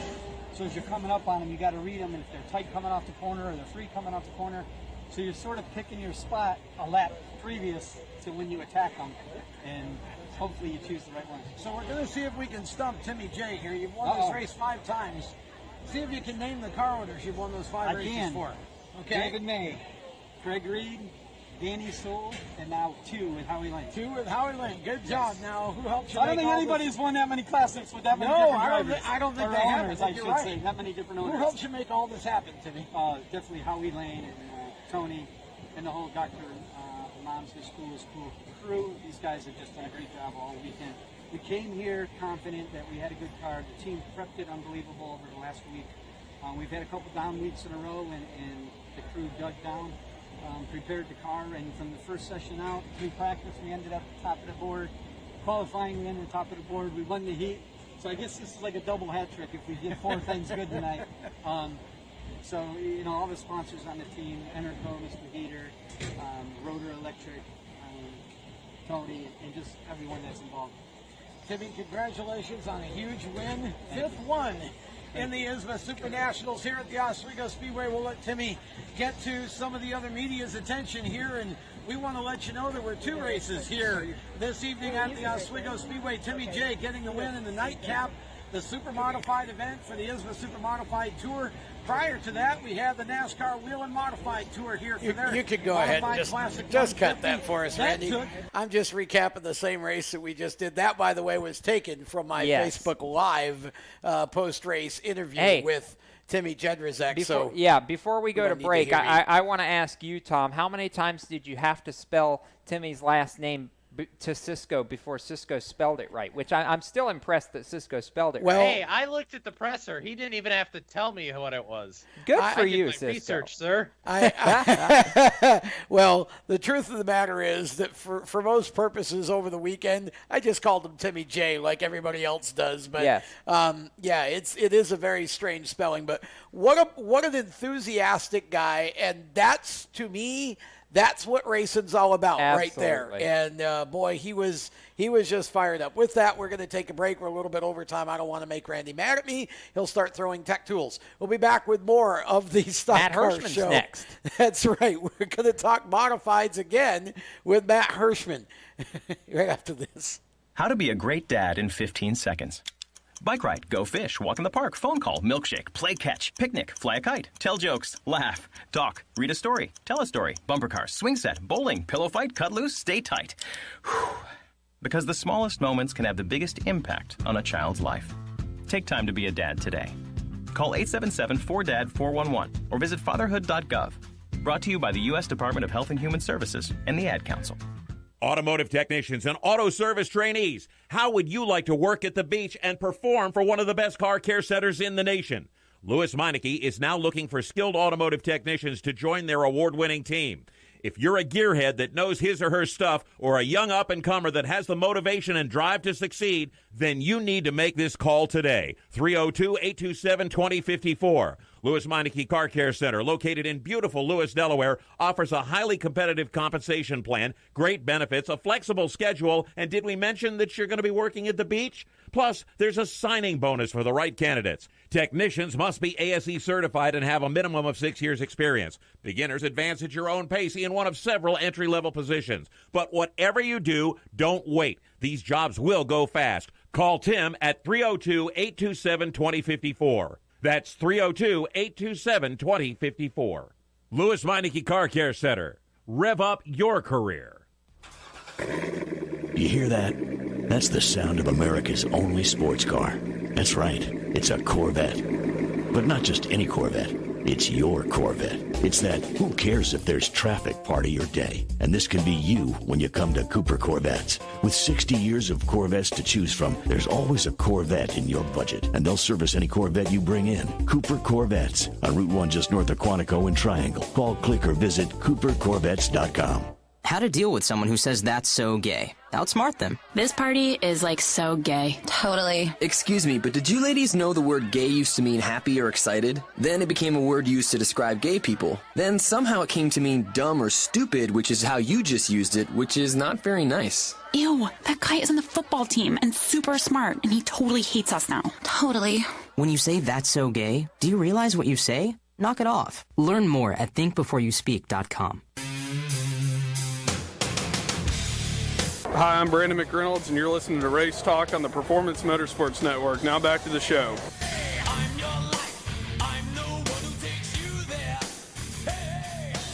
Yeah, welcome back to the Stock Car Show. Oh, wait. Do I actually have to pretend that we're having a show again? Yeah, you do. Oh. You missed it.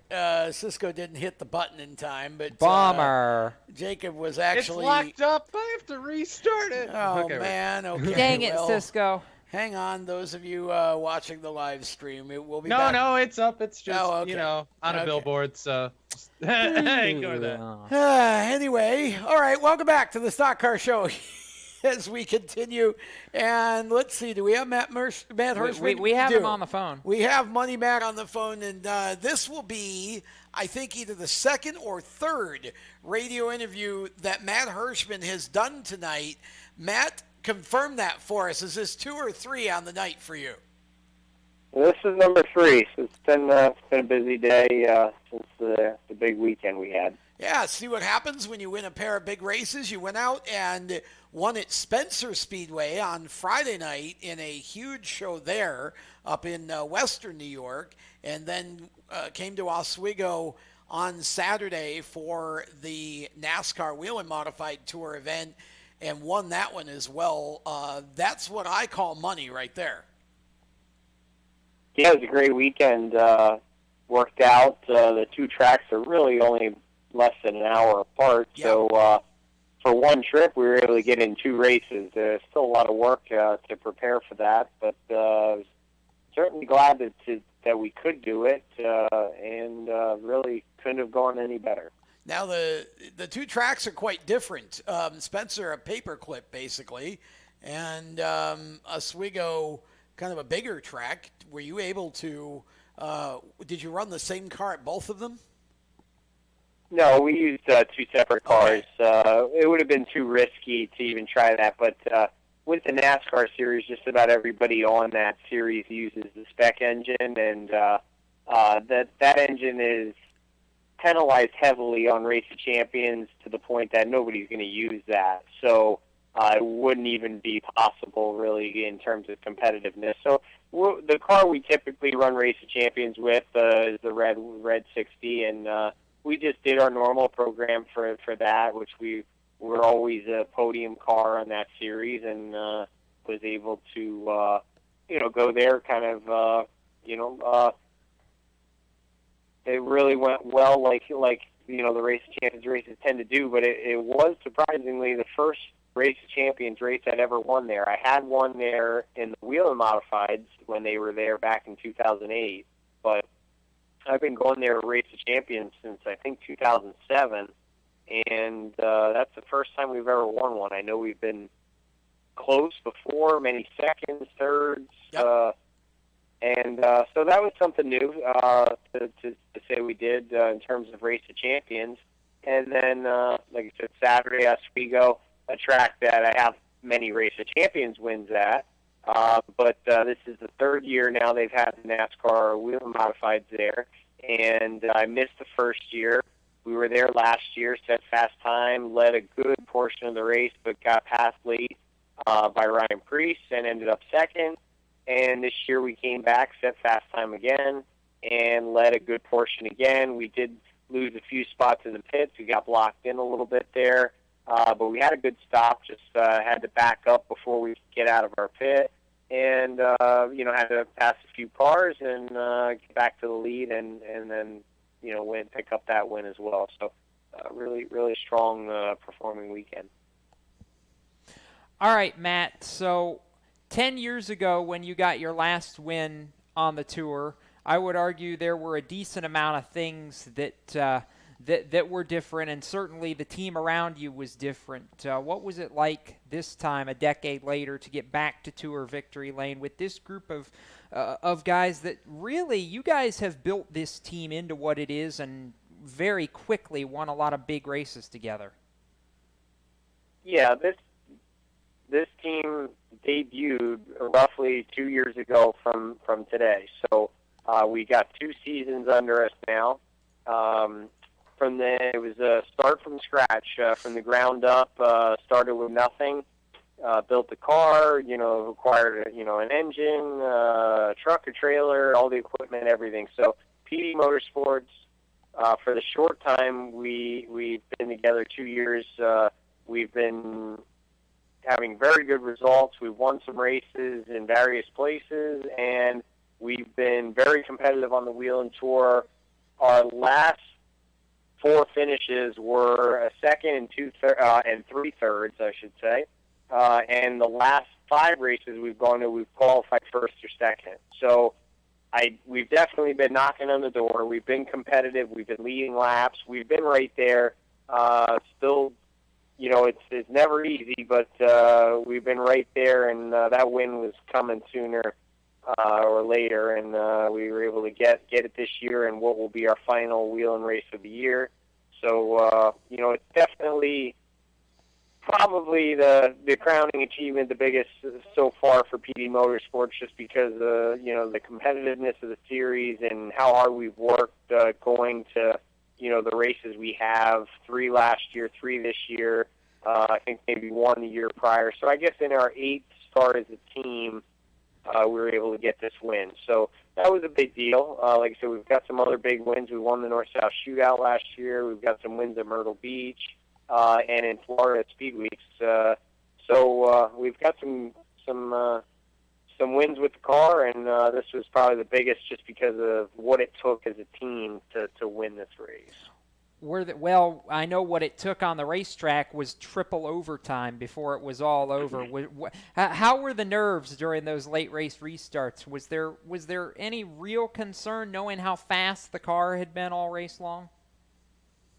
No, I mean, at that point, certainly wanted to get the race done. The last 10 laps, basically to get to the conclusion after we were under 10 to go, seemed like it took as long as the first 140 did. So it was there were some red flags. They had to stop us for various reasons. Their track cleanup. I think we had to wait on an ambulance to arrive.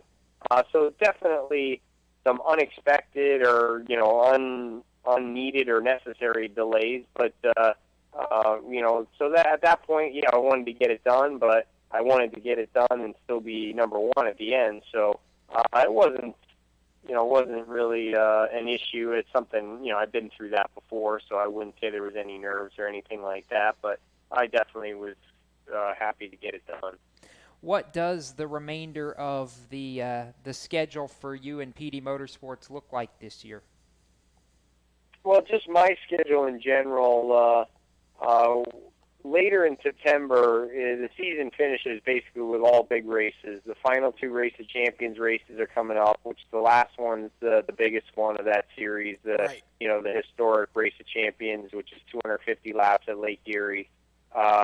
That's at the very end of the month. October is a full month between our local tracks here, their season-ending races, and then we also got the final tri-track race of the season at the end of the month at Seekonk. That was a real exciting finish to last year. And then November, for several years now, I've been doing 3 out of 4 weeks in November we've been racing yet, and that would be the North-South Shootout, the Myrtle Beach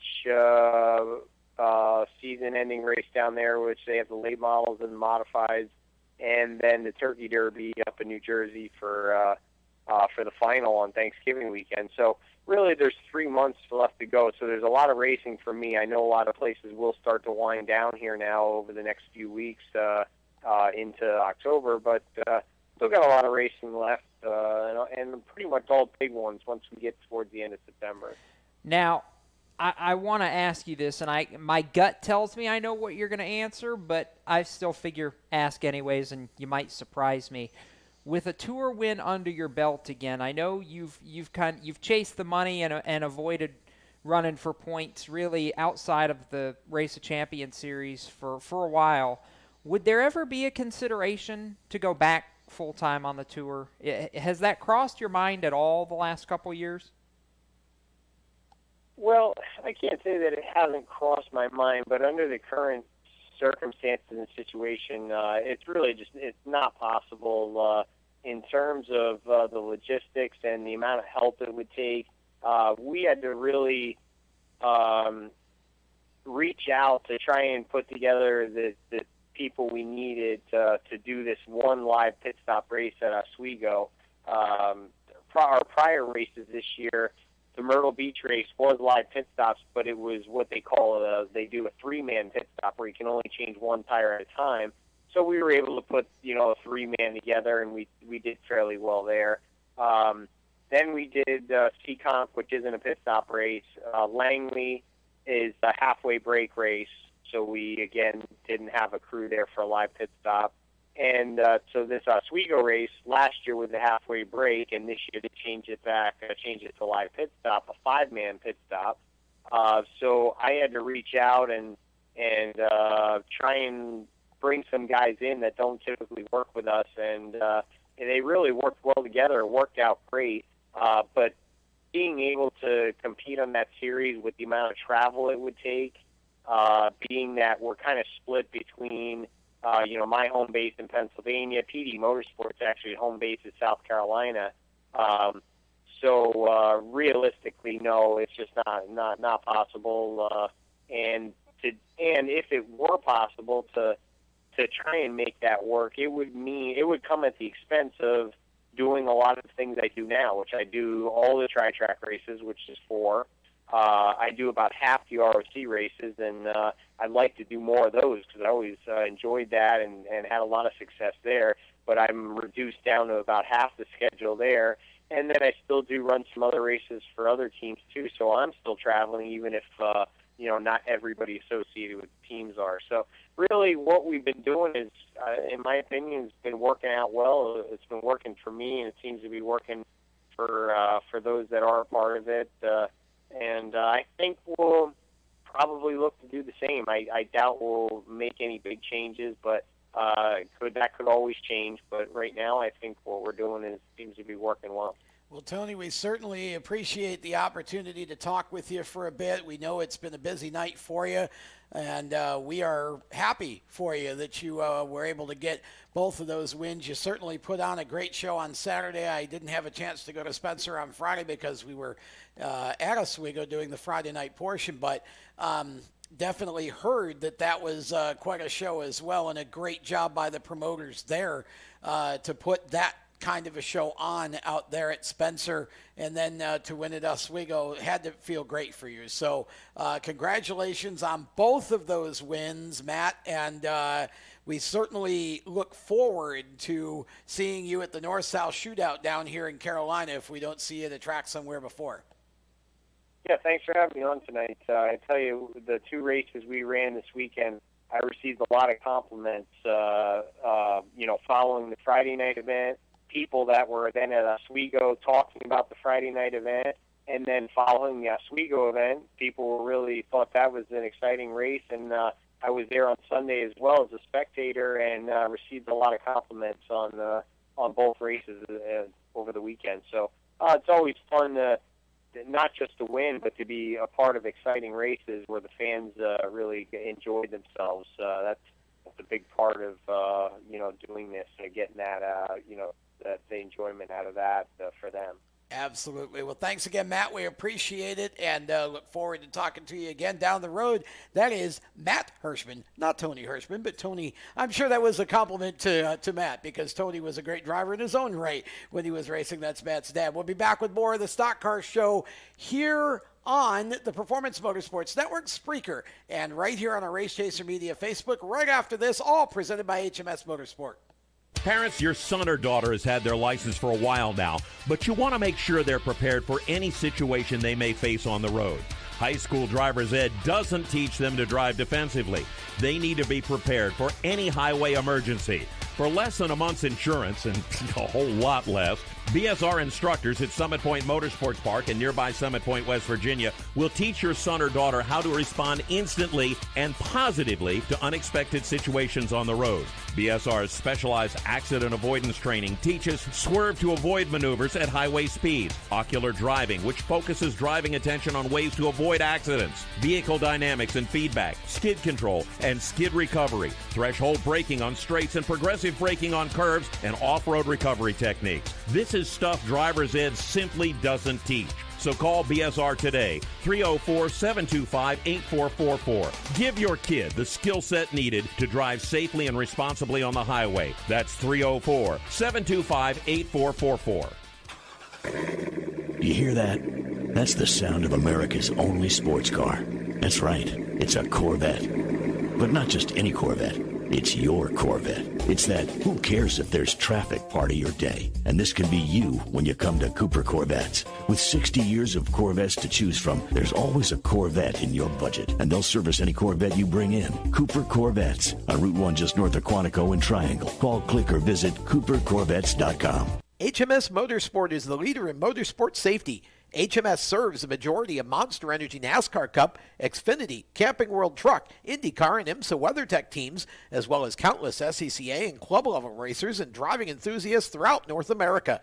featuring world-renowned brands like Schuberth helmets, Schroep belts, Adidas suits and shoes, Lifeline fire systems, and even Racecom radio kits. HMS has the right product for your type of racing and your budget. Their representatives are experts on only one thing, making your track driving as safe as possible.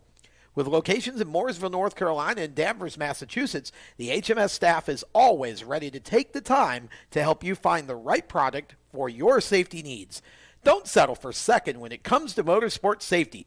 Stop in to HMS Motorsport. Visit them on their website at hmsmotorsport.com or send them a message on Facebook and tell them the folks from PMN Radio sent you. Hi, this is John Ondrasik of Five for Fighting, here for RAD, the entertainment industry's voice for road safety.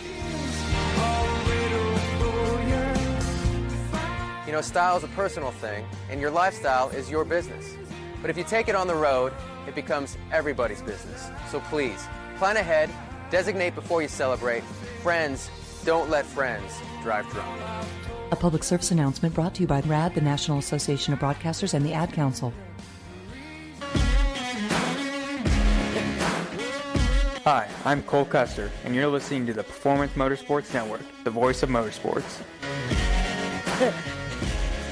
Can we all take a collective breath now that the mullet and the mustache are dead? Cole, not a great look, son. I told Dakota Hunter at Darlington on Saturday afternoon, I said, how quickly does he have a barbershop appointment? Dakota looks at me and goes, first thing Tuesday morning. Exactly. But hot take, what if I liked it? Cisco, if you liked it, you would have been the only one. Yeah. That's all I'm going to say about that. On that note, welcome back to the Stock Car Show, presented by HMS Motorsport. This is me taking Tom's job for a second. Go ahead. Jacob Seelman, Tom Baker, Cisco Scaramuza via the little box that disappeared. Cisco, are you alive again? Cisco he's just gonna be is alive. there he is. Camera shy tonight. Oh, he's shy. Hey, even the Randy cam exists. That's Say right. hi, Yeah, Randy. over in the tech shed, Randy Miller. Randy's punching buttons. Yeah. And we're going to talk we'll about get Randy in our last segment if yes. we can. And we're going to talk about the real classic now. Yes, the Budweiser International Classic 200 for Super Modified's 62nd annual edition took place at the Oswego Speedway over the weekend. Yours truly had the pleasure of being there for the 44th time because that's where I grew up. Started going to Oswego in 73, my first classic in 74, and here it is 44 years later. That makes you less young. Well, I'm 50, so 50 is the new 30 from what they tell me. From what they say, you're also over the hill. Well, there is a lot of truth in that. But I'll tell you one driver who isn't over the hill. That's Otto Sitterly. No, he's kind of good. Otto is the first Mr. 8-time. For those of you who are NASCAR fans, you all have 3 7-times. Well, Otto Sitterly at the Oswego Speedway made it 8 times to win the track championship this season. Yes, and I want to clarify this, and I've even made sure I got this right. Camden Proud, if you're watching, I double-checked from your notes, so be proud of me later. Don't rely on Cam. He was racing all weekend. No, these are notes before the weekend. Otto is not the first 8-time Oswego Speedway track champion. He is the first 8-time super modified division Our track audience champion would not know most of them the distinction. Okay, to clarify that, Nolan Swift won 7 super modified titles, won a modified title to go with it to make 8 because in the early days, Oswego was a modified track, went to supers in the 60s, and Swift made the conversion. Oswego is the house that Swift built, Jimmy Champagne remodeled, Bentley Warren had some amazing parties in, and then Otto Sitterly came in and completely updated it. That's kind of how that went. For those of you, I was hoping you were gonna do that whole string. Yeah, he modernized it, and boy, did he ever 5th classic win for Otto. And this is all, by the way, in the span of 10 years, give or take a year or two. He has 11. certainly been, I said give or take a year or two. He's been certainly the kingpin of the modern era, much the way Jimmy Johnson has in the modern era of NASCAR. And, again, all kinds of comparisons. But this was a great race.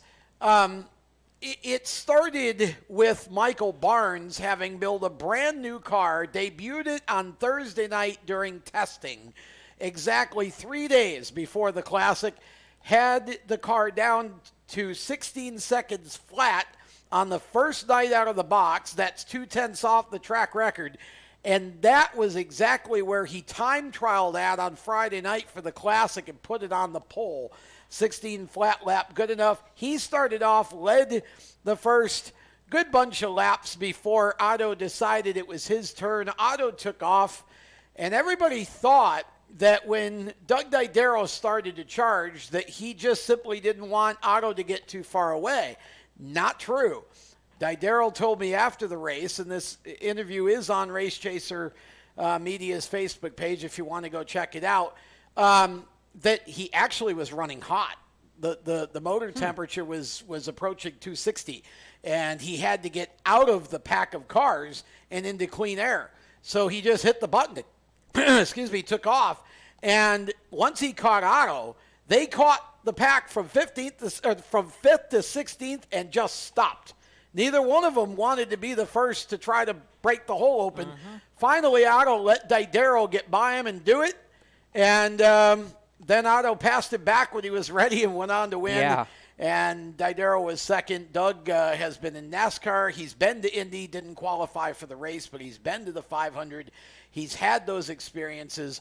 He's a master of car construction, understands the super modified aero type deal, and he designed it. John Coloca built it, and he's had 2 seconds, I believe, in his first 3 times out with the car.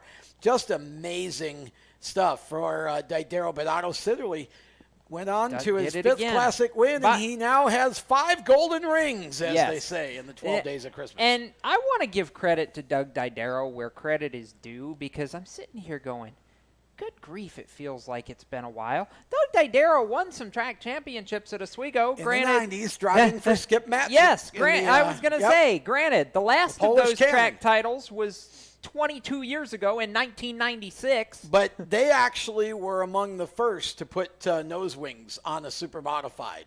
That car was one of the first cars to do that. And so Didero understands the modern super with all of the aero and all that, and just boy, he looked good out there. And I asked him about next year. Would he come back full time? Would he race? He needs to. He was non-committal. So we'll have to see what happens. But certainly, gorgeous car. But what a great run for Otto Sidderly to win that race. What a way to cap off a championship season. Keep in mind, Otto Sidderly hadn't won a track title at Oswego Speedway since 2014. Yeah. It had been a while. And now he gets his 8th track title in 13 years. The first one was in 2006. And I think what else is notable there, he's the only he's the only repeat champion since he won his first championship in 2006, and he's one of, I think, only 2 drivers to win the Classic more than once during that time period. Was the other one, actually. Yes. Again, and to add a little bit to that, Sidderly came into this season on a 2-year losing streak, had won a race in 2 years, and a rivalry developed between him and his Nicotra Racing teammate, DJ Schulich, that actually had Schulich's car being pitted by Jim Paternoster apart from the balance of the Nicotra Racing crew. So this was sort of a tense situation. Everybody wondered who would get the better of the other in the Classic. Well, DJ ended his race in the pits, and Otto ended his at victory lane, so I think we answered that question. Oh, by the way, Barnes finished 3rd. Jeff Abold, the winner from 2 years ago, 4th. And Keith Champagne in the Jimmy Champagne throwback. Paint scheme number 55, finished 5th, and was just super happy to finally finish a Classic. And in regards to Michael Barnes, what do we have to do to win the Hustler a Classic? Because the 3 years before this year, he was 2nd. Now he's 3rd. It's like, Hustler, hustle. Well, look, Hustler was hustling a brand new car that had 3 days on it. Literally, they didn't know how to, because it's got some new wrinkles. So they were still learning the car, put it on the pole, led a bunch of laps, finished third. It was a great job by the Sorrell Racing team. That car They was will have beautiful. 2 cars next year at the Speedway. Really? And Michael Barnes will be running for a championship. Yeah, he'll have both cars. I love it. His disposal. They're going to convert the older one over to an independent front. So hang on. 2 cars, 1 driver. 2 cars, 1 driver. Okay. Michael Barnes. The way you said that at first, I thought they were hiring somebody else to run with Michael. I'm like, wait a minute, that's news to me. You may see that perhaps for some bigger races like maybe the Classic or whatever if everything is good, but no, Michael's running for a championship with 2 cars next year. I'll tell you what, he's going to be scary in that bid for a title next year. One of the best classics, most exciting classics I've seen in a long time. I Great agree race to that. on And Sunday. Otto didn't make the winning pass until 15 to go. Yeah. So it was tight. Mike Bond got the flag-to-flag win again Shocker. in the SBS train race on Saturday. That was definitely not a good show. Sunday. On Sunday Earlier afternoon, Sunday. you're right. Yeah. And the 350 Super Race was actually a good one. The New England 2-track super modified series, they run at Star and Lee up in New Hampshire.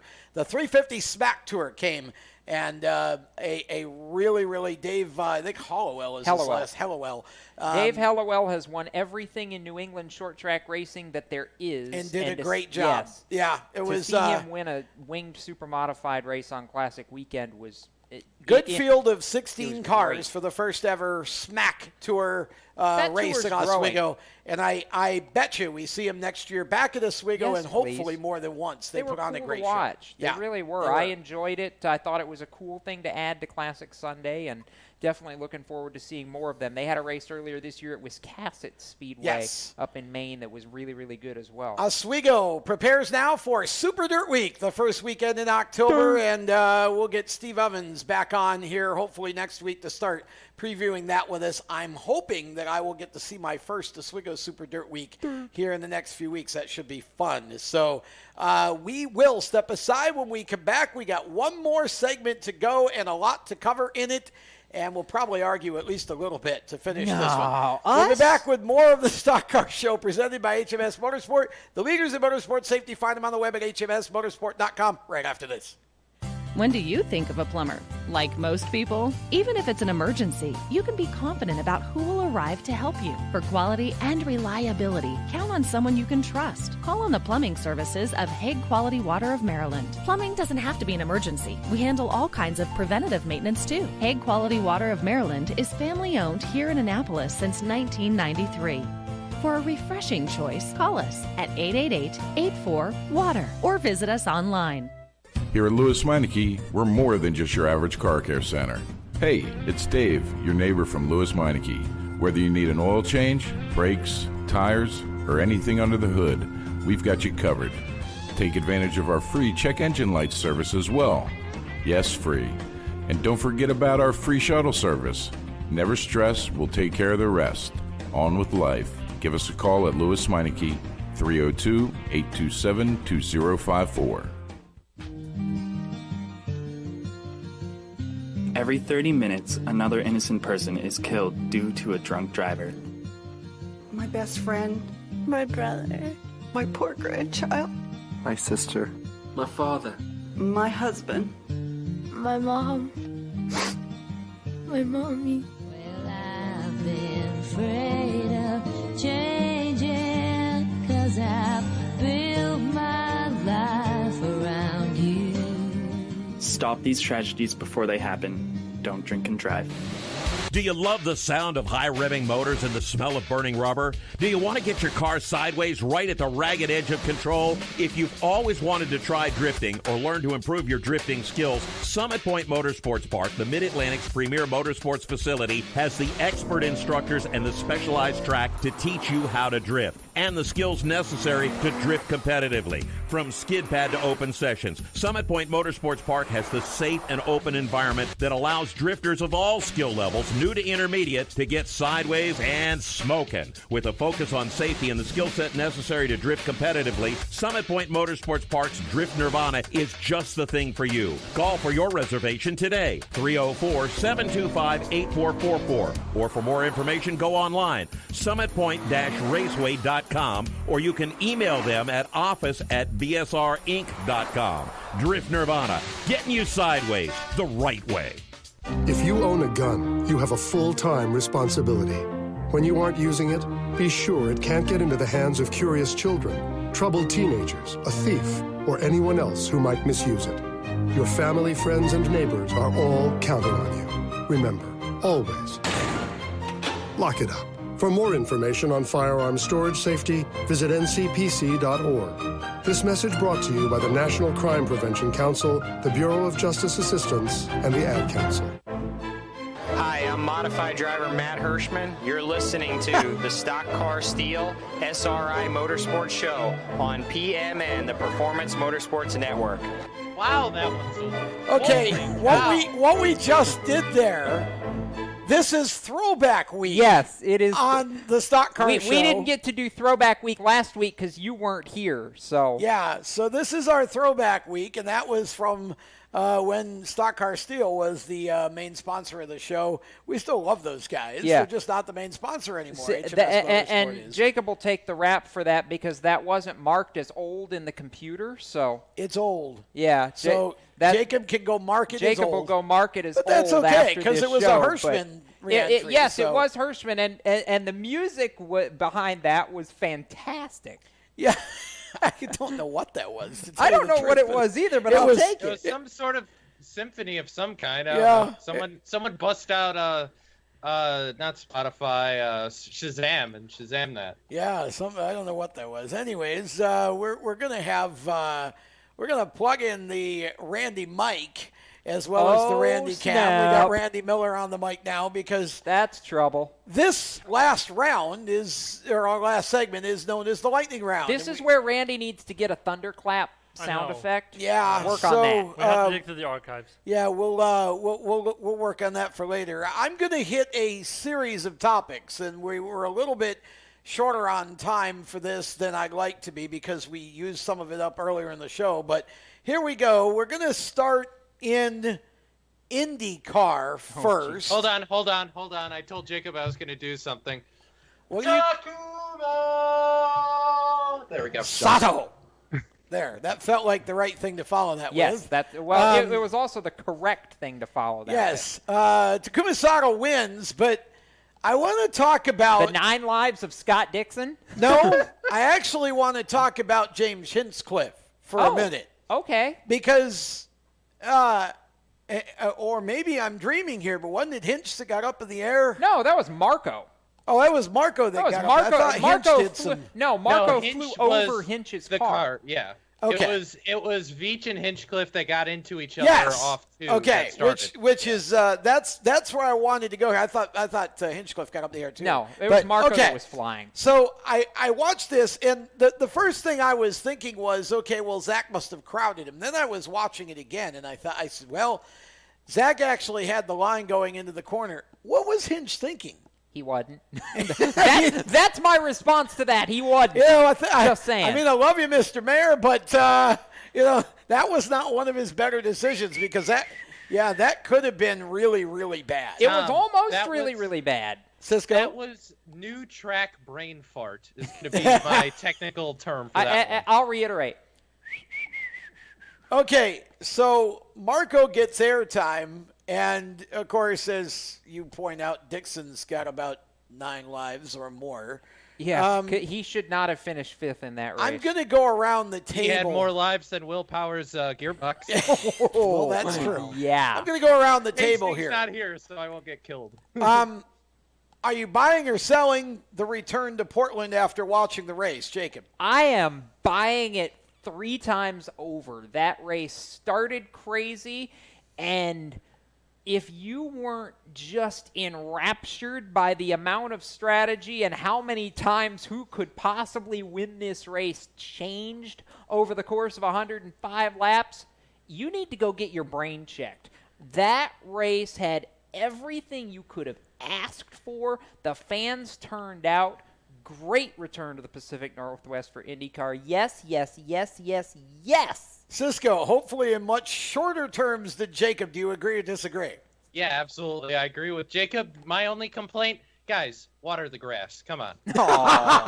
Oh, is that a black flag for the gardening crew? Yes, it is. Because that wasn't grass, that was sand with a bit of turf on it. This may be Come the on. first time this whole season that Cisco has actually black flagged a real person instead of an inanimate object. Randy Miller, do you agree or disagree? Are you happy with the return to Portland? Yeah, I totally agree. I love the old layout, but the new track is awesome. I love it. I'm going to agree with all of you on that. I think it's great that they went back. However, we're going to stay with IndyCar for one more question, the 2019 schedule.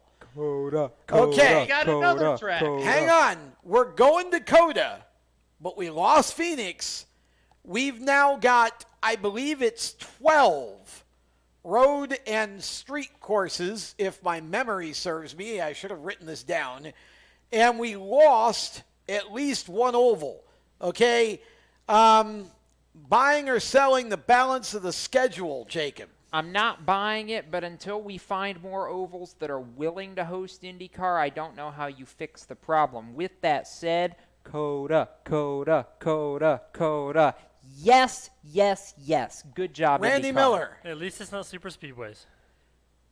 At least it's not mile-and-a-half tracks like NASCAR does, where they just, we go to the same track over and over and over again. Oh. So at least it's different Yeah, road you courses, can go so to different road courses, and they're different. And by the way, Laguna Seca is part of that. Yes. Cisco, are you buying or selling this schedule?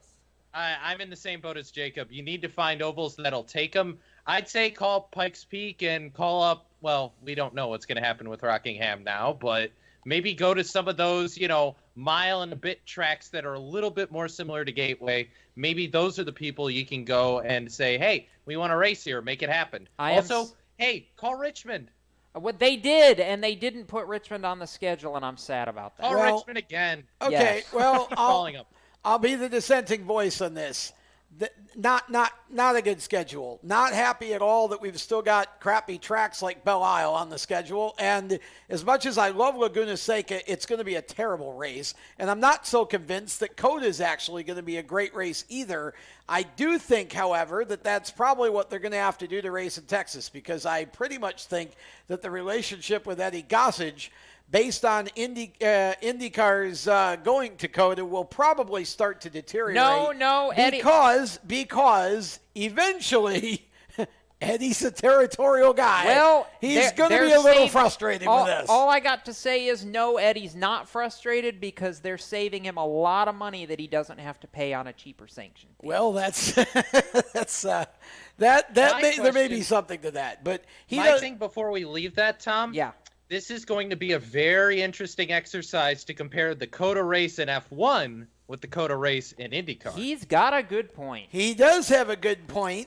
Of course, the Coda race in F1 is going directly up against the NASCAR race at Texas, which was the stupidest thing that Liberty Media could have ever done. It's arrogant and it's actually foolhardy, because to assume that some of these people are not the same crowd that would go to both. Eddie Gossage would. And were it possible, so would I. And guess what? They're now going to have to make a choice. Liberty Media, you totally screwed up. Now, before we leave, this segues me into my next situation. Okay. We had a DQ in the F1 race the other day. Yes, we did. Quickly. Roman Grosjean, the floor of the car was illegal. I'm not going to get into the technical mumbo-jumbo because even I don't understand all of it. But, Haas, what are you doing? Exactly. Come on, guys. You can do better than this. They don't have a rear window to deform, so they had to find something else.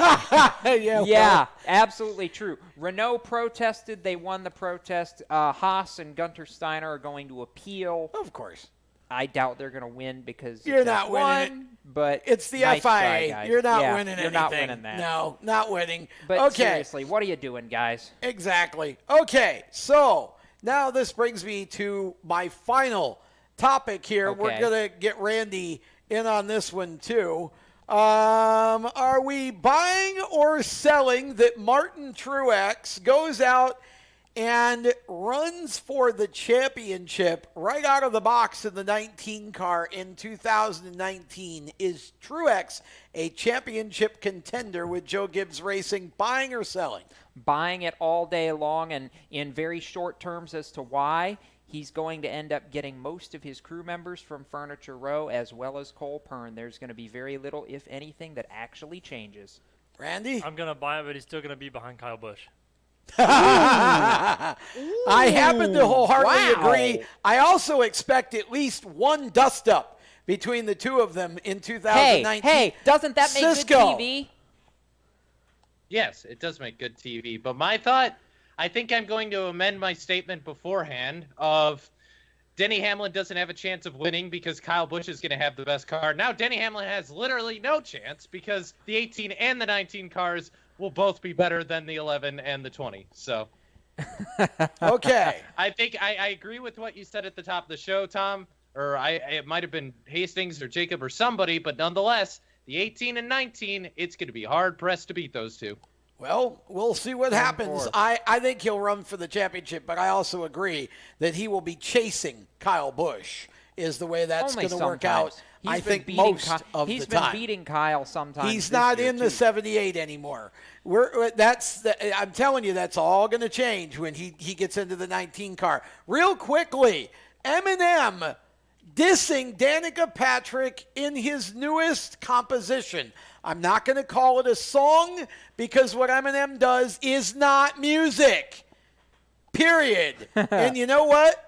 He may think he's 50 cents worth when he's busting out rhymes, but as far as I'm concerned, Eminem, you ain't worth a dime.